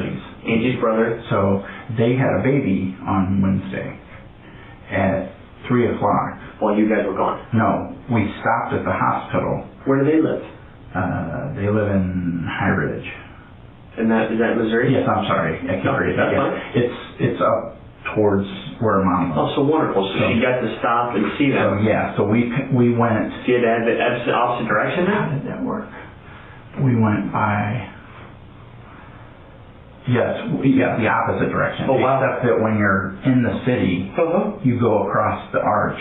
Okay. Across 40 out to Mount Vernon and go straight down. 57 to 24 to Nashville, and then. Yes. Okay. So if you're up north already, it's not a big deal. That's fastest to cut across the river. So when you're way down here, then you go south. So we had I don't remember what the order was, but I think we picked up the rental car, and then we went to the hospital. And then we left straight from the hospital. And went down. And shot out. Yeah. Did you guys stop anywhere on the way? Just to eat. It's normal stuff. Yeah. No lodging? No, she drove straight through. And once you got there, you said it was the evening of possibly July. It had to have been, if we left Tuesday, it had to be Wednesday night. Yeah, so Wednesday would be July 2nd. Yes. Or no, hold on. Monday's the 29th, Tuesday's the 30th, Wednesday's the 1st. So it would be the evening of July 1st. Okay. Yeah. I don't want to get mixed up with the dates, but don't worry about it. Just say Wednesday. Okay. Wednesday. Yes, we got it. No problem. I don't want to say two things and sound like you're good. I'm making it up. So. I don't think you are. You're good. So. All right, so that's when we got there. Yeah. So we left Tuesday after we got the call. We went, got the rental car. Went at 3 o'clock. We stopped at the hospital. Sure. For probably 10 minutes. Saw the baby, so Angie could hold her. And then we left straight out from there. So we got down there Wednesday night, couldn't get a hold of Mark to find out where he was at, and I didn't know the address to his mom's house. So so we stopped. How'd you know Mark's address? I've been to Mark's house. So when's the last time you've been to Mark's house? A year ago? Because when I first, no, it was longer than a year ago. When I first did the big installation, I was down there for a week, and I stayed with Mark. In 2014? Yeah. So June or July-ish? Yeah. Okay, so when you said you were down in Florida in January, February-ish, you only went to the office? Yeah. You never went to their home? How long did you stay? It was just for a couple days. Or a day. So you got a hotel? Most likely. Did you stay with any other friends? I'm trying to remember. Do you have other friends down there? Because Angie and I, let's see, what was that? You know what? I may have that time frame completely wrong. What do you mean? Because we went down for vacation. Take your time, man.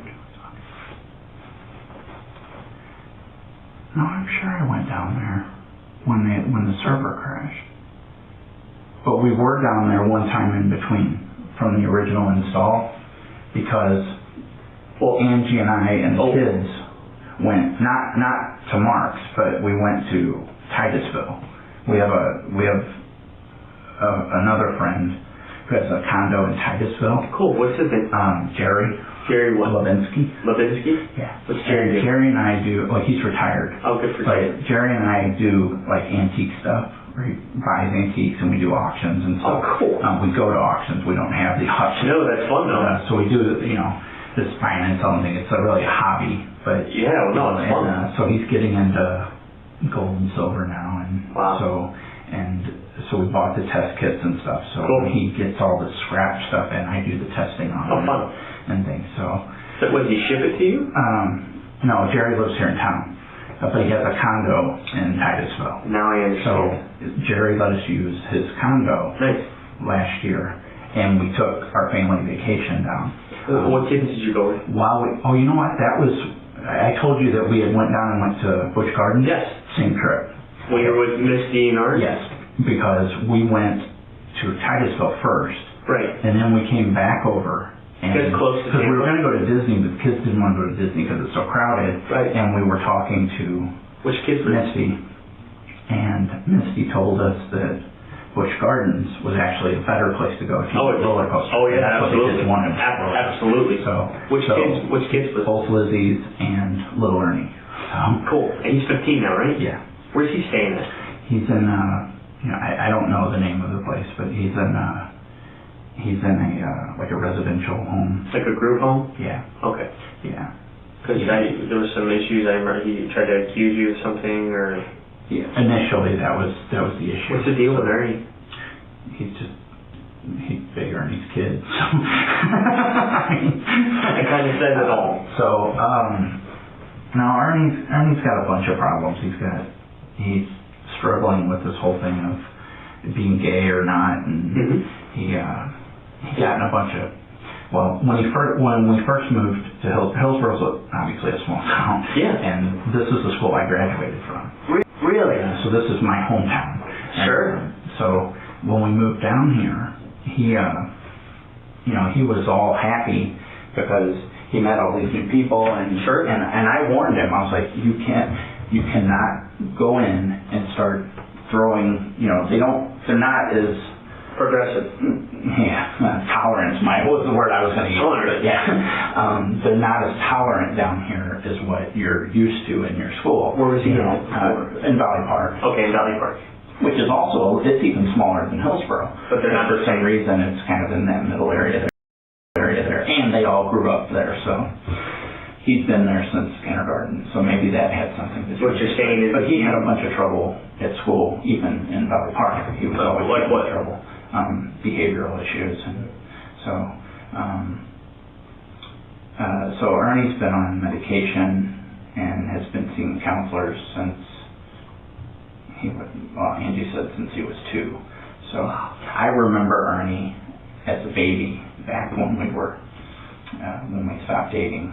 He was pretty much newborn, kind of. So the last time that Angie and I had talked, because we stayed close friends for a little while after we actually stopped dating, what'd you guys stop dating? Timing. Yep. It was I can't remember. We dated multiple times in that 5-year period, and we stayed in contact kind of through it, but we kept crossing paths.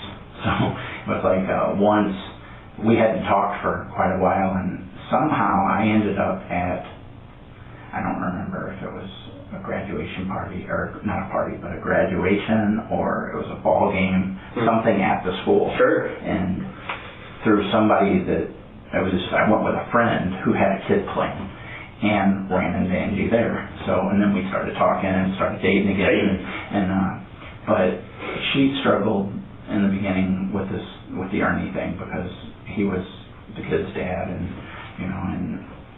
sure. So they had, she thought which is what she should have done. She should have made sure that there was nothing she could have done to save their marriage. But when we first started dating, they weren't married. Right. They hadn't been married, and then he was in and out. And I think the first time it was because I wasn't ready to have a real relationship, and it was getting too serious, and so we decided we needed to stay friends. And sure. And I was working. I worked all the time back then. Well, my whole life really, but back then I started my business and was. What business did you start? That was the security business was mine. So. Oh. Yeah. Oh, the company you were talking about, ICL was your company? Yeah. Oh, okay. I made it. You made it sound like. Yeah, I know. It's a corporation. So okay. I started it. Okay. I had a partner. So. Who was your partner? Ray Lifka. Ray Lifka. Yeah. So, but I worked with. I have always been in business for myself. I mean, it's my whole life. You've known how to do it. So, you're familiar with Build-A-Bear? Mm-hmm. I wrote all of the software for all the Build-A-Bear stores. Wow. I wrote all of the software that keeps all however many thousands of stores there are now. Wow. All linked together. So okay. If you go in, you got kids? Yeah. Okay. So you ever been in there and they give the Build-A-Bear thing? Oh yeah. Well, the kiosks where you put in the information. Yes. That's my software I wrote. That is awesome. And then it kicks out either the birth certificates or the stories. Yeah. Okay, I wrote all of that. How did that pay? Well, it was great. I was a contractor, so I made tons of money doing that. Jeez. And then I got burnt out on. Sure. Well, you're working your ass off. So then I decided, okay, I want to try to have a normal life, so I'm going to get a job. What you mean? Build-A-Bear hired me. So basically, my job there was to basically maintain stuff that I wrote, which was like I do. Yes. So I was making a lot of money there, and it was so easy. I mean, it really was. But that was before you ran into the trouble of the car crash and all that, right? Well, yeah, that was all prior to that. So okay. And then I decided that I couldn't. I psychologically unemployable. I was too used to being my own boss, and trying to punch a time clock just didn't really work for me. So after I was there for a while, and then decided to go ahead and kind of start doing my own thing again. That's when I got into the security stuff. More than the other. Prior to that, I was writing more training software. I worked for Anheuser-Busch. I wrote like 73 programs for Anheuser-Busch. It was like safety training, OSHA stuff. Yeah. And did all of their certification. The way it works is you have to complete so many hours of like continuing education if you work there in order to get your next raise. Right. Well, I wrote the course management system that handled all that. Mm-hmm. So, and then I wrote most of the programs that were the testing programs that they had to take. So they taught them how to use whatever machines and safety equipment and all that. So they'd come in, they called it BudNet. And so you had the BudU and you had BudNet. Sure. So BudNet was the network that I set up between all of the plants. And then BudU was the software that did the training. So you would go in, the manager would assign which courses that an employee needed to take, and then on their own time, they could go in there, they'd log in, they'd take their classes, they'd track their progress, bookmarked it. If they didn't finish one, then they could come back and start with it. That's best case scenario. No, that's awesome. And then very convenient. Generate the certificates. And very neat. So yeah, that's the kind of stuff I did, but I kind of got burned out on training stuff, and that's when I went to Build-A-Bear, and then when I decided that I needed to do something else, is when I got into the security. When did you start having the issue with substance abuse? That wasn't until that wasn't until I was doing the security work when I got hurt initially, and my wife left me. It wasn't really until then that I had the issues. What year was that about, roughly? I'm not sure. How many years ago do you know? It was 10 years ago? 15? It was at least 10. So, because I think I was in Alabama for 4 years. Okay. And then when I came back, it's probably been 5 years since I've been back. Well, yeah. I want to go over what we've talked about so far, because we've been talking a lot, and I want to iron out and make sure I'm right, that I understood you. So I'm gonna rebrief. Okay. Just doing the timeline. All right. We'll do dates, and I'll throw some dates on there, and I'll show you on a calendar. It'll be easier. Okay.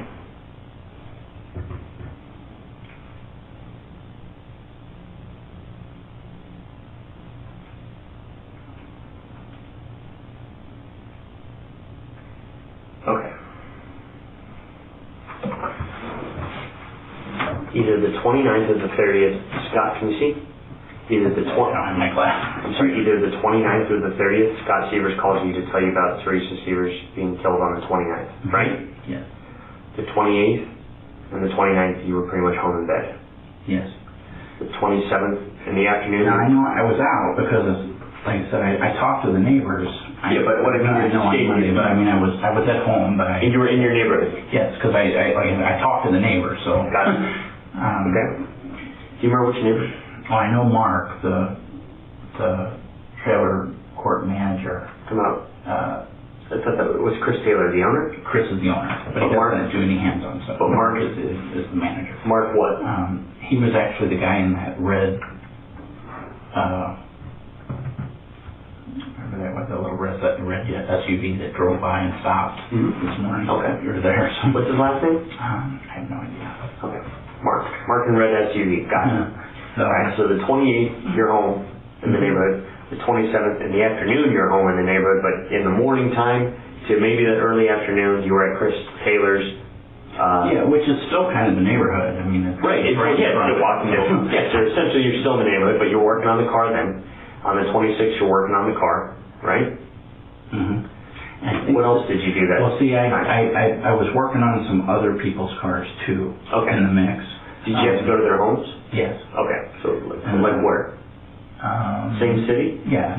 Nowhere far. One was in Hillsborough. I put some new window seals in a lady's truck that lives in between here and our house. Okay.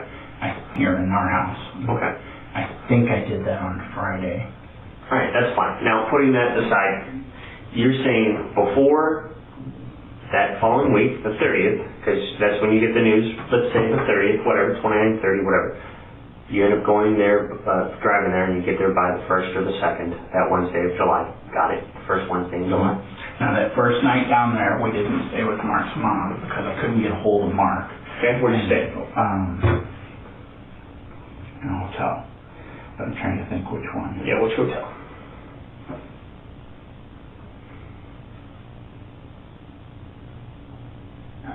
You know what, I don't know. Do you remember which road? How about this? How did you pay for it?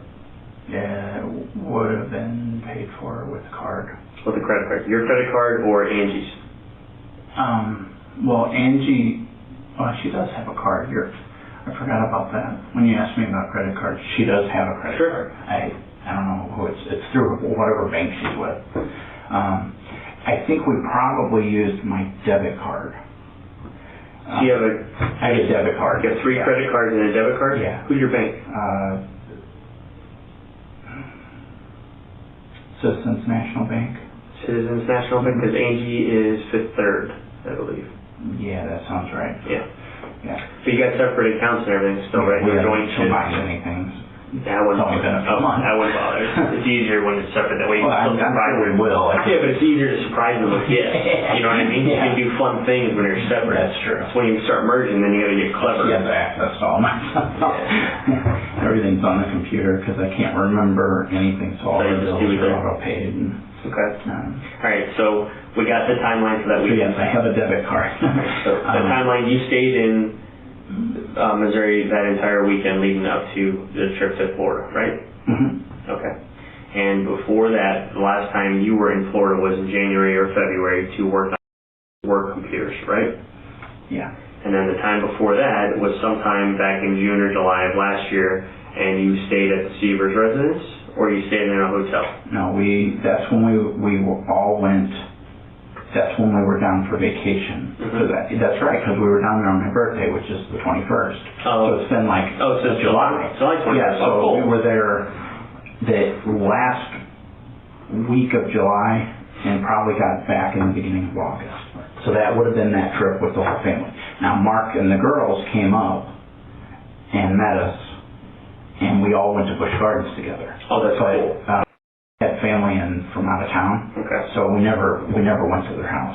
Okay. So I gotta take a break to use the bathroom and get some water. Can I get you some water? Do you need a bathroom break? Do you want me to get you some food? probably no, I'm okay. Okay. Yeah, another water break. Yep. Sit tight, okay? Thank you.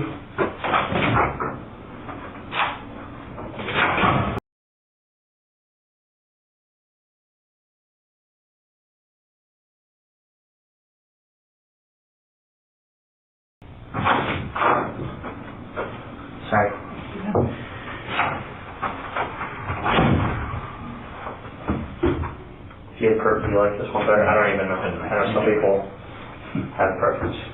So, Well, there's a lot. I would like to, yeah, well, you know, never know. Okay. So, from my understanding with everything we talked about, I'm just confirming, we went over it, we confirmed it.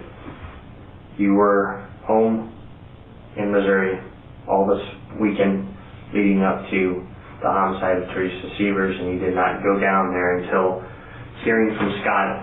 Did Mark ever call you, or just Scott? I didn't talk to Mark till we got down there. But I couldn't get a hold of him that first day. I don't think that I talked to him. I may have talked to him. Right, and that would be documented on your phone? Yeah. Yeah, on the Samsung? Yeah. Okay. So, again, I want to ask you, because once you understand something, I'm here from Florida, which means there's things I know, and I'm here to provide you an opportunity now to explain yourself. A lot of questions I ask, I already know answers to. So, what I want to submit to you, because you're obviously highly intelligent, is I know you use more than one phone, number one. Okay? Okay. Follow me here. I know you do. I know this as a fact. How we want to go from here is really simple. You're not a bad guy at all. That's obvious. You prioritize your children. You work hard. You provide for them. That shows what kind of person you are. However, I believe Mark Sievers involved you in something that he never should have. Some ideas and thoughts and plans that never should have happened. And as a result, we now have someone who's dead. So I don't just come up to Florida on a whim. You know what I'm saying? Yeah. So between the phones, the rental cars, GPS, the locations, text messages from another mother, you know what I'm talking about. It's very unfortunate.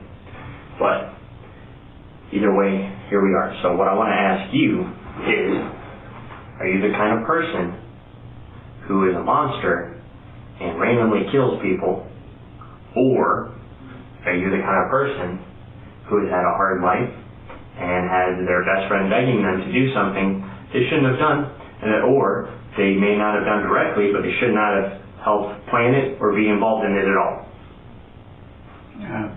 Neither. What kind of person are you? I'm not that person. Wayne, here's the deal.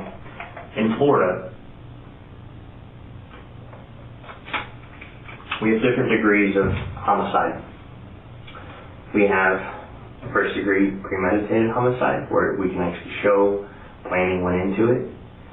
People intentionally went out of their way to set up communications with each other out of the sight of the normal public, as well as law enforcement. Then people made travel arrangements that were convenient, and then people made other travel arrangements that were convenient, so they thought, and then they go to a house, they take someone's life, and then they make it look a certain way, but then the police aren't stupid enough to believe it, and then we find the evidence during cleanup, when people are repositioning things and trying to make things go a certain way. So, through all of that, and then independent information from other people, further research, and what's crazy is the amount of cameras in the world now in neighborhoods that you can't ever really plan for unless you literally stalk out a neighborhood, as well as the corner gas stations, and then all the tags and license plate readers because of federal government, Big Brother type shit. So it all kind of comes together, and through a lot of painstaking hours, we're able to present a picture and show who's involved. So, again, I want to ask you, before I move forward without your side of the story, what kind of person are you? Yeah. Does anything I say right now make sense to you? Well, what you're saying makes sense. Wayne, I understand the logic in it. Wayne, I have your own family putting you driving down to Florida in a rental car and leaving your phone behind, which I know you have another phone. So you left that phone behind because you knew if something like this happened, we would look at your phone records. But we can look at multiple phone records, just so you understand. Technology has evolved to the point of where the public doesn't know everything, and that movie weird shit that you see, that you think that isn't real, it has become real. And the cool part is through federal task force and agencies and resources, little guys like me at a sheriff's office get to touch those things because the feds want to be able to have their hand in it. So there's all kinds of stuff I know which has led me here. And I brought a SWAT team to your house for a reason. Okay? So, again, the best thing I've ever seen from my experience in working these cases is when people get in front of it and say, I'm sorry, I wasn't thinking straight, I didn't mean to do that. If I had to do it all over again, I wouldn't have done it, or I would have done it, and here's why. Because they did this to me, and that should have never happened. Or they did this to my loved one, and they should have never done that, and I made it right. Or maybe that's not the circumstance. So I want to ask you again, listen, are you the kind of guy who helps plan a cold-blooded, premeditated homicide that deserves to have a needle with a lethal injection put in their arm, or old Sparky electric chair, or are you the kind of person that got involved because of a best friend and his lack of maturity and life choices had him in a failing marriage that he was about to be booted out of, but conveniently there was a lot of life insurance money and it worked out? My understanding was that, those two were an incredible couple. They were. However, their passion, because both of them were so passionate people, it didn't work out. As wonderful as a lady as she was, from what I understand, she was a ball buster. And not just up front to patients. That patient has to deal with her for a limited window. 15 minutes to an hour and a half of their day. Because like you said, she took the extra time. She cared enough to help people, and she kind of worked people one way or the other. Like, this is crazy, or I love it. She changed my life, and I'm going to come back to her because she's real. However, they don't live with Teresa. To live day in and day out and have someone break your balls about how little cleaning you do, how screwed up your office is, how your paperwork's building up, how dirty the damn house is. What do? What is your purpose, Mark? You raise the kid, that's great. I love that because you are Mr. Mom and you'd be hard to replace, but it's about to kind of go a different path and take her show on the road, get her own TV show, turn her business into a traveling practice after she met other co-workers out in the field that did the same thing, and she saw how well they were doing. She said, shit, this is real. We're already homeschooling them. All I got to do is get out of my house and get out of this business, which they were close to doing. But part of that, I think she was about to get out of Mark, too. Because as wonderful as a father is, that's fine. I think you do, because Mark and you are best friends and you talk all the time, which I have records to prove. Yeah, we do. You're aware of all that. Mark were very much the sexual Magellans, and they explored and they experimented and did all kinds of things. And I know you knew about that too. We don't talk about his... Mark talks about that shit very easily. He loves talking about the different girls that he likes him to go out in bed. He said that to me himself. Okay. You're his boy. You're his best friend. You know this stuff. Well, here, let me lay it out for you. Because this is where we're going. Your own wife puts you out of town when you said you're in bed all weekend. I know you were out of town. You know why I know you're out of town? Because I have records to prove it. But then I have the corroboration of your own wife, okay? Who actually thought she was covering for you and lied about how you went to Titusville. I was supposed to go down there. But you didn't. You went somewhere else. No, I told you I was planning To go down? Oh, I've been. Yes, you were planning, but you weren't feeling well, so you stayed home is what you said. I stayed in my neighborhood. I didn't leave Missouri. That's a lie. You do a little twitch and you give yourself away when you do. So this is what I'm asking you. Are you the kind of person that helped plan a cold-blooded murder, or did you get wrapped up in something that you didn't mean for to happen, and you were there to talk to someone and explain to them how they need to appreciate your friend and make better life choices, and then she came at you and things just unfolded? No, nothing like that happened. Why were you down there in Bonita Springs? I wasn't. Where were you at? This is obvious that I thought I was coming here to help you. You are helping me. So where did you go in Florida? I guess I'm done talking. You're not going to... You don't have to believe I'll be quiet. That I'm telling I'll you. be quiet. Tell me then. I'm done. You're done what? I'm done talking then. I guess... So you want to let your DNA and fingerprints tell the story then? Yeah. Okay, and the photographs of you? Yes or no? If there's photographs, yeah. And GPS? So... Okay. I mean... We can do that. Listen, I traveled from Florida and I want to clarify. If I'm done, because you continue to engage me and talk, will you continue to talk to me or not? Do you want me to be quiet and listen to your explanation? No, there is no explanation. So, no, I can't. I thought I was here to help you and you weren't. To give you information, and that's why I was more than happy to do that. But where were you that week? You obviously believed that I had something to do with this, and tell me you didn't. There's no. I told you I didn't. I don't know anything about this. Do you really believe? I was at home on Monday when they called. Do you really believe that Mark's going to stand on this? Do you really think he's not going to turn it around once we get him? I don't believe that Mark had anything to do with it. So if you listen, whether you want to claim it's because of your head injury or financial issues or someone attacked you and you defended yourself, which is probable.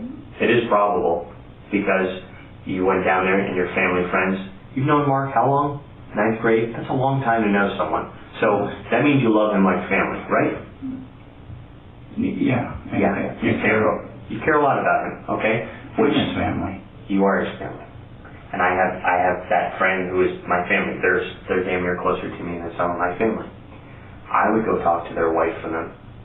But again, Spitfire, I could see her getting out of hand real quick. And that makes sense. That you would have to defend yourself, especially you can't afford to let yourself get hit in the head one more time. There's, like I said, there's nothing else that I can tell you. So you told me that if I decided that I was done talking, that I could do that. So are you done? I can't tell you anything else. I've told you everything that I could tell you. Okay, so you're refusing to talk still, or do you want to explain yourself? I'm not refusing to talk. I told you everything that I could tell you. Okay. Just so I clarify then, why would your wife say you were out of town? I don't have any idea. Okay.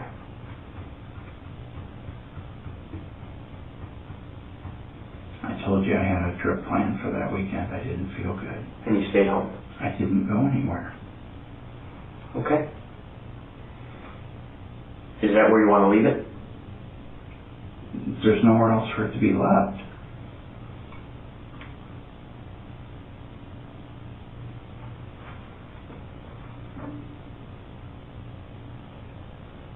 For someone who's achieved such great things as you, because again, you just graduated at a top college, you've achieved these degrees, you became a father, you wrote code. Like, that's crazy impressive to me, because, and you didn't just do it once and it got by. You continue to do these things. For someone who's that smart, the street smart part, I don't understand. It's not kicking in. Does it make sense to me? Like, I don't think you're dumb at all. That's why you're confusing the hell out of me right now. I think you're a good person. I made a bad choice. I don't know what you did exactly. I mean, only you know that. Mark, unless you told him the details, I don't know. But either way, it'll come out and it'll be what it's going to be. I just wanted to give you an opportunity to provide your side of the story, especially if Mark's the one bullying you about it. But I understand your loyalty to Mark and rose before everybody. What's it about? It's about what happened. So what happened? I don't know. I really don't. Would you be willing to take a lie detector test? Yeah, but I've already told you. I can't talk to you anymore. You told me. You're confusing me now. You told me that if yeah, you can stop anytime you want. Like I needed to stop talking, then it was time. I keep re-engaging. I don't think I get details confused. I don't remember. I told you I have issues with my memory, and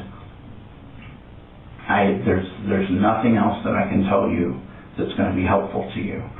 So how do you know that? Because there's nothing else that I know, and you just made it very clear that you think that I had something to do with this, and that anything else that I say is just going to or missay or whatever you want to call it is why don't we do this then? If you want to stop talking right now, we'll stop talking. However, I want to encourage you, if you change your mind, to seek me out. I'll give you my contact information, because when you're sitting down, you're laying your head down later on, wherever that is, I want you to understand something. You still have the opportunity to tell the truth. Okay? All right. Did you use your bathroom or anything? You good? I do. Yeah, hold on 1 second. Yep.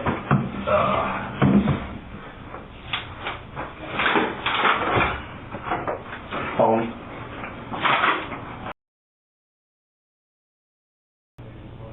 Oh, you know it. And I'm so very mad. She was waiting in the lobby. She wanted to see.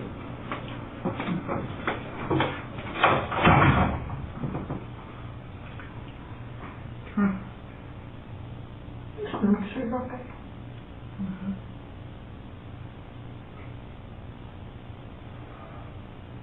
They're saying that they think I had something to do with this. Yeah, no. I just heard them on the phone. They think I had something to do with this. Yeah, no. I just heard them on the phone.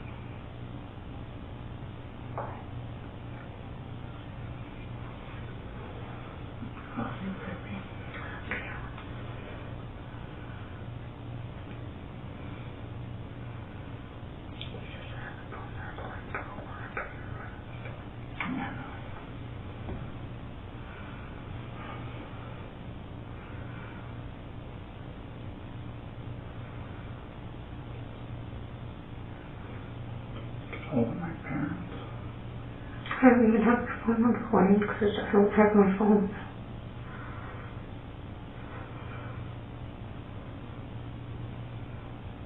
I've been your phone number.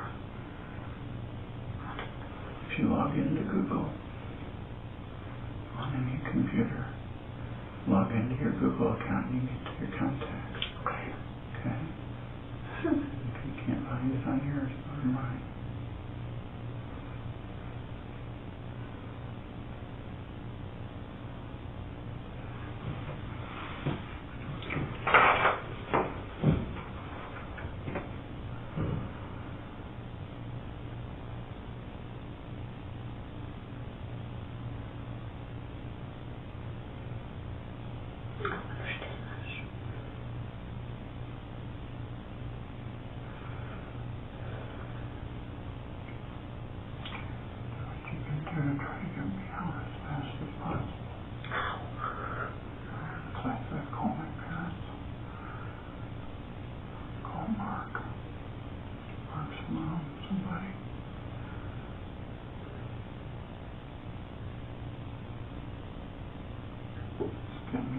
in so I can fight this. Okay.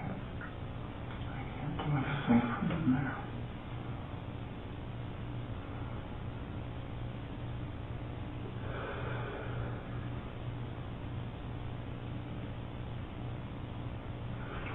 You told them that I left my phone at home and had a different phone.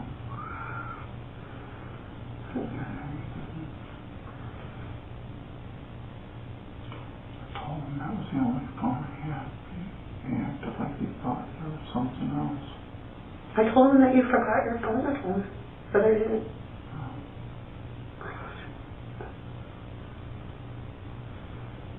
Well, that's going to be the biggest issue, because I told him I stayed home because I was sick. Well, I wasn't. Well, Yeah.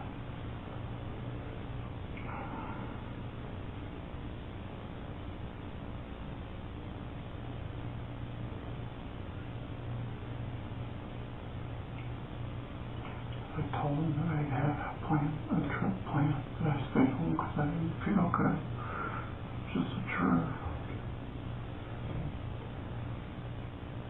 I didn't feel good.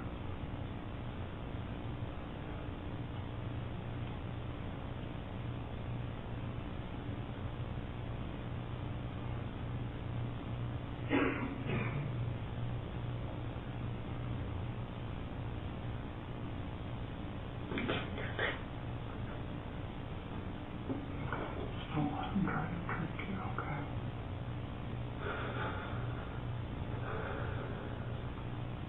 there's nothing to trick me about. No. Nothing to trick me about.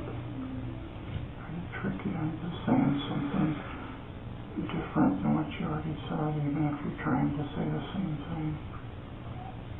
And I'll make it look like you're lying, okay?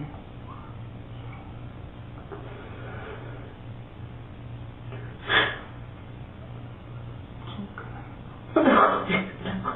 Yeah. It's all just a big mistake. Figure it out. Okay. Yeah.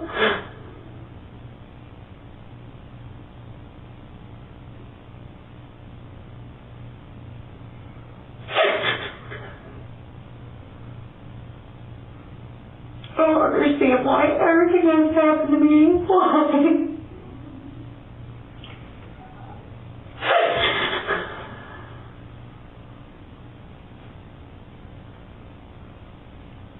It's okay.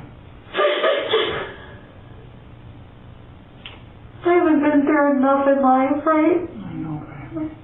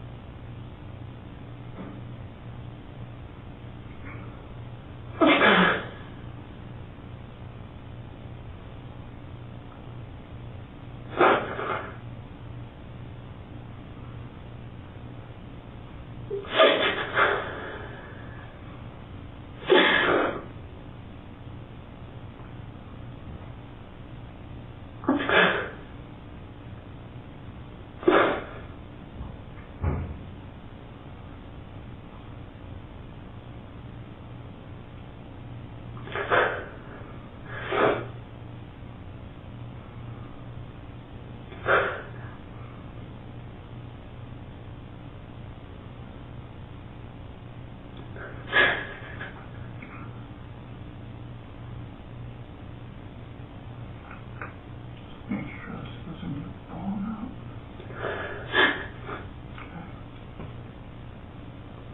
I don't know how I'm supposed to do that. But just make sure everybody knows the truth. I will. Okay.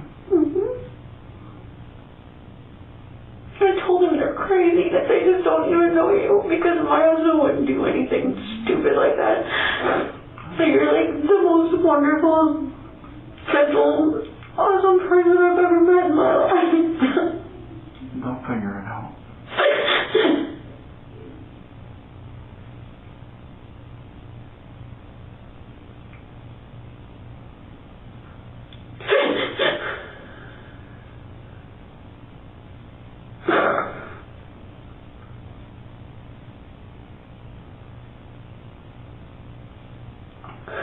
looking for somebody to blame. I know. They'll figure it out. Okay?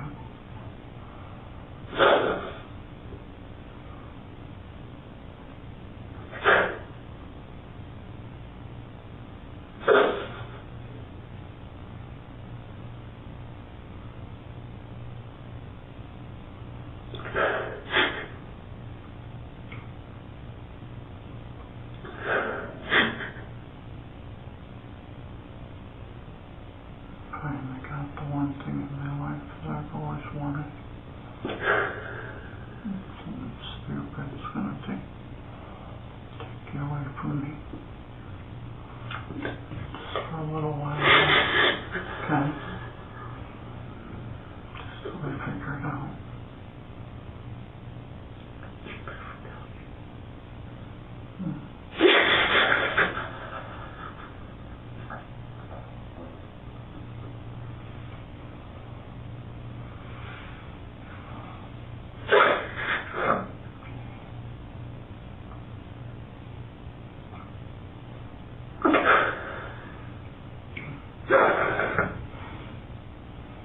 I just don't understand.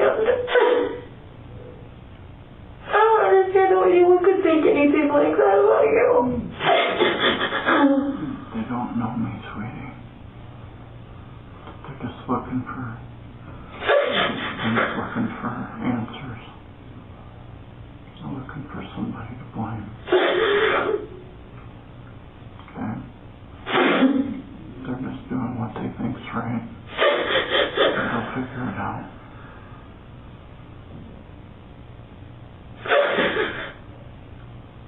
Okay?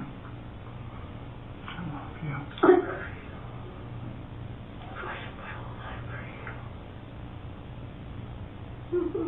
I'm here, baby.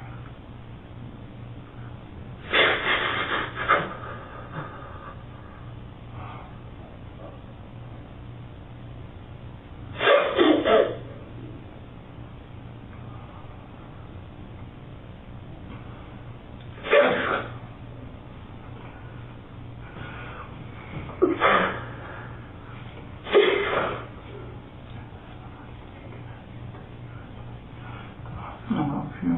I love you too.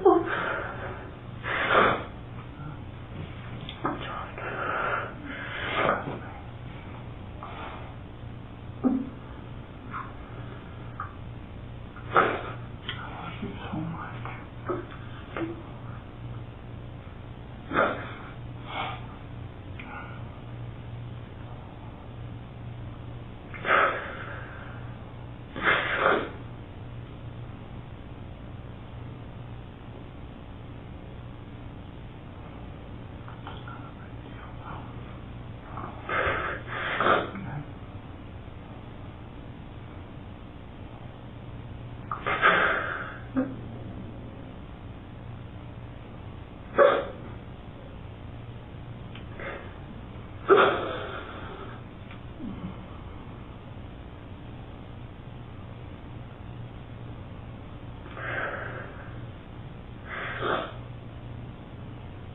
Let me wear your wedding ring.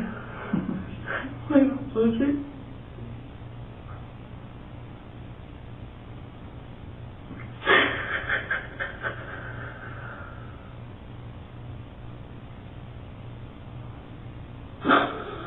You know, I should have brought me a t-shirt.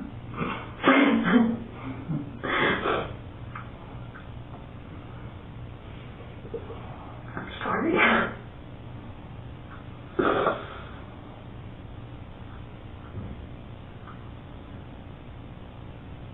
My mom took me in Dollar General and bought me something to put on. That's nice of her.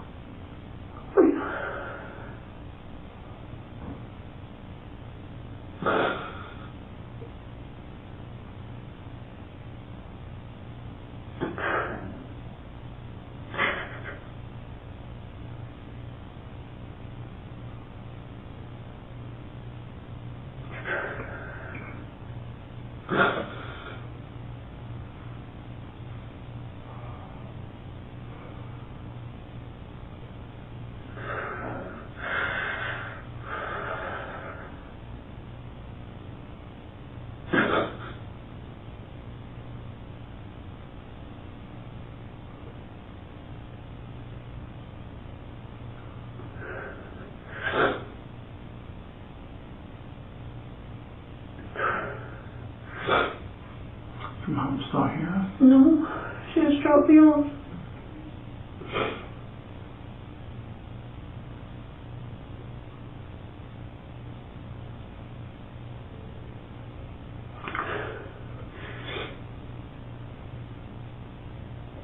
I had to go down to the house and sign consent for them to search my van and the Senate, and I'm like, whatever, sorry, here, whatever.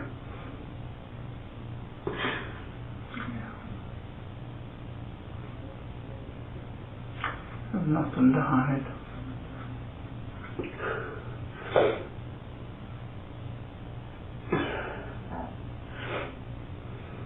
They didn't tear everything out of the house, did they? I don't know, haven't been in it.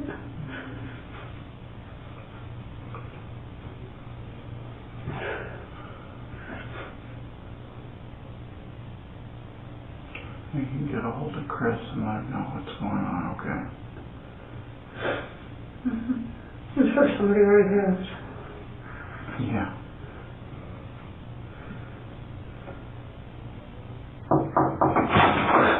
Hi. I gotta go. How much longer are you going to be in here? How much longer? I'm gonna walk him over to a holding cell. For what? He's being held. I'll fill you in later. Baby. Thank you.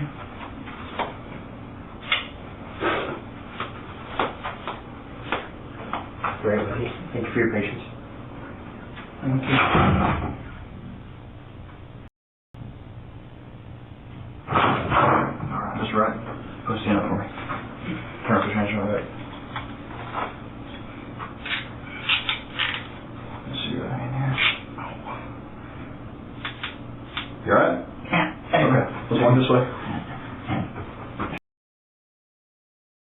In the early morning hours of June 27, 2015, Curtis Wright took a rental car from his home in Missouri, picked up Jimmy Rogers, and the two drove over 1,000 miles to the Sievers home in Bonita Springs, Florida. Detectives were able to track their GPS log for the entire trip.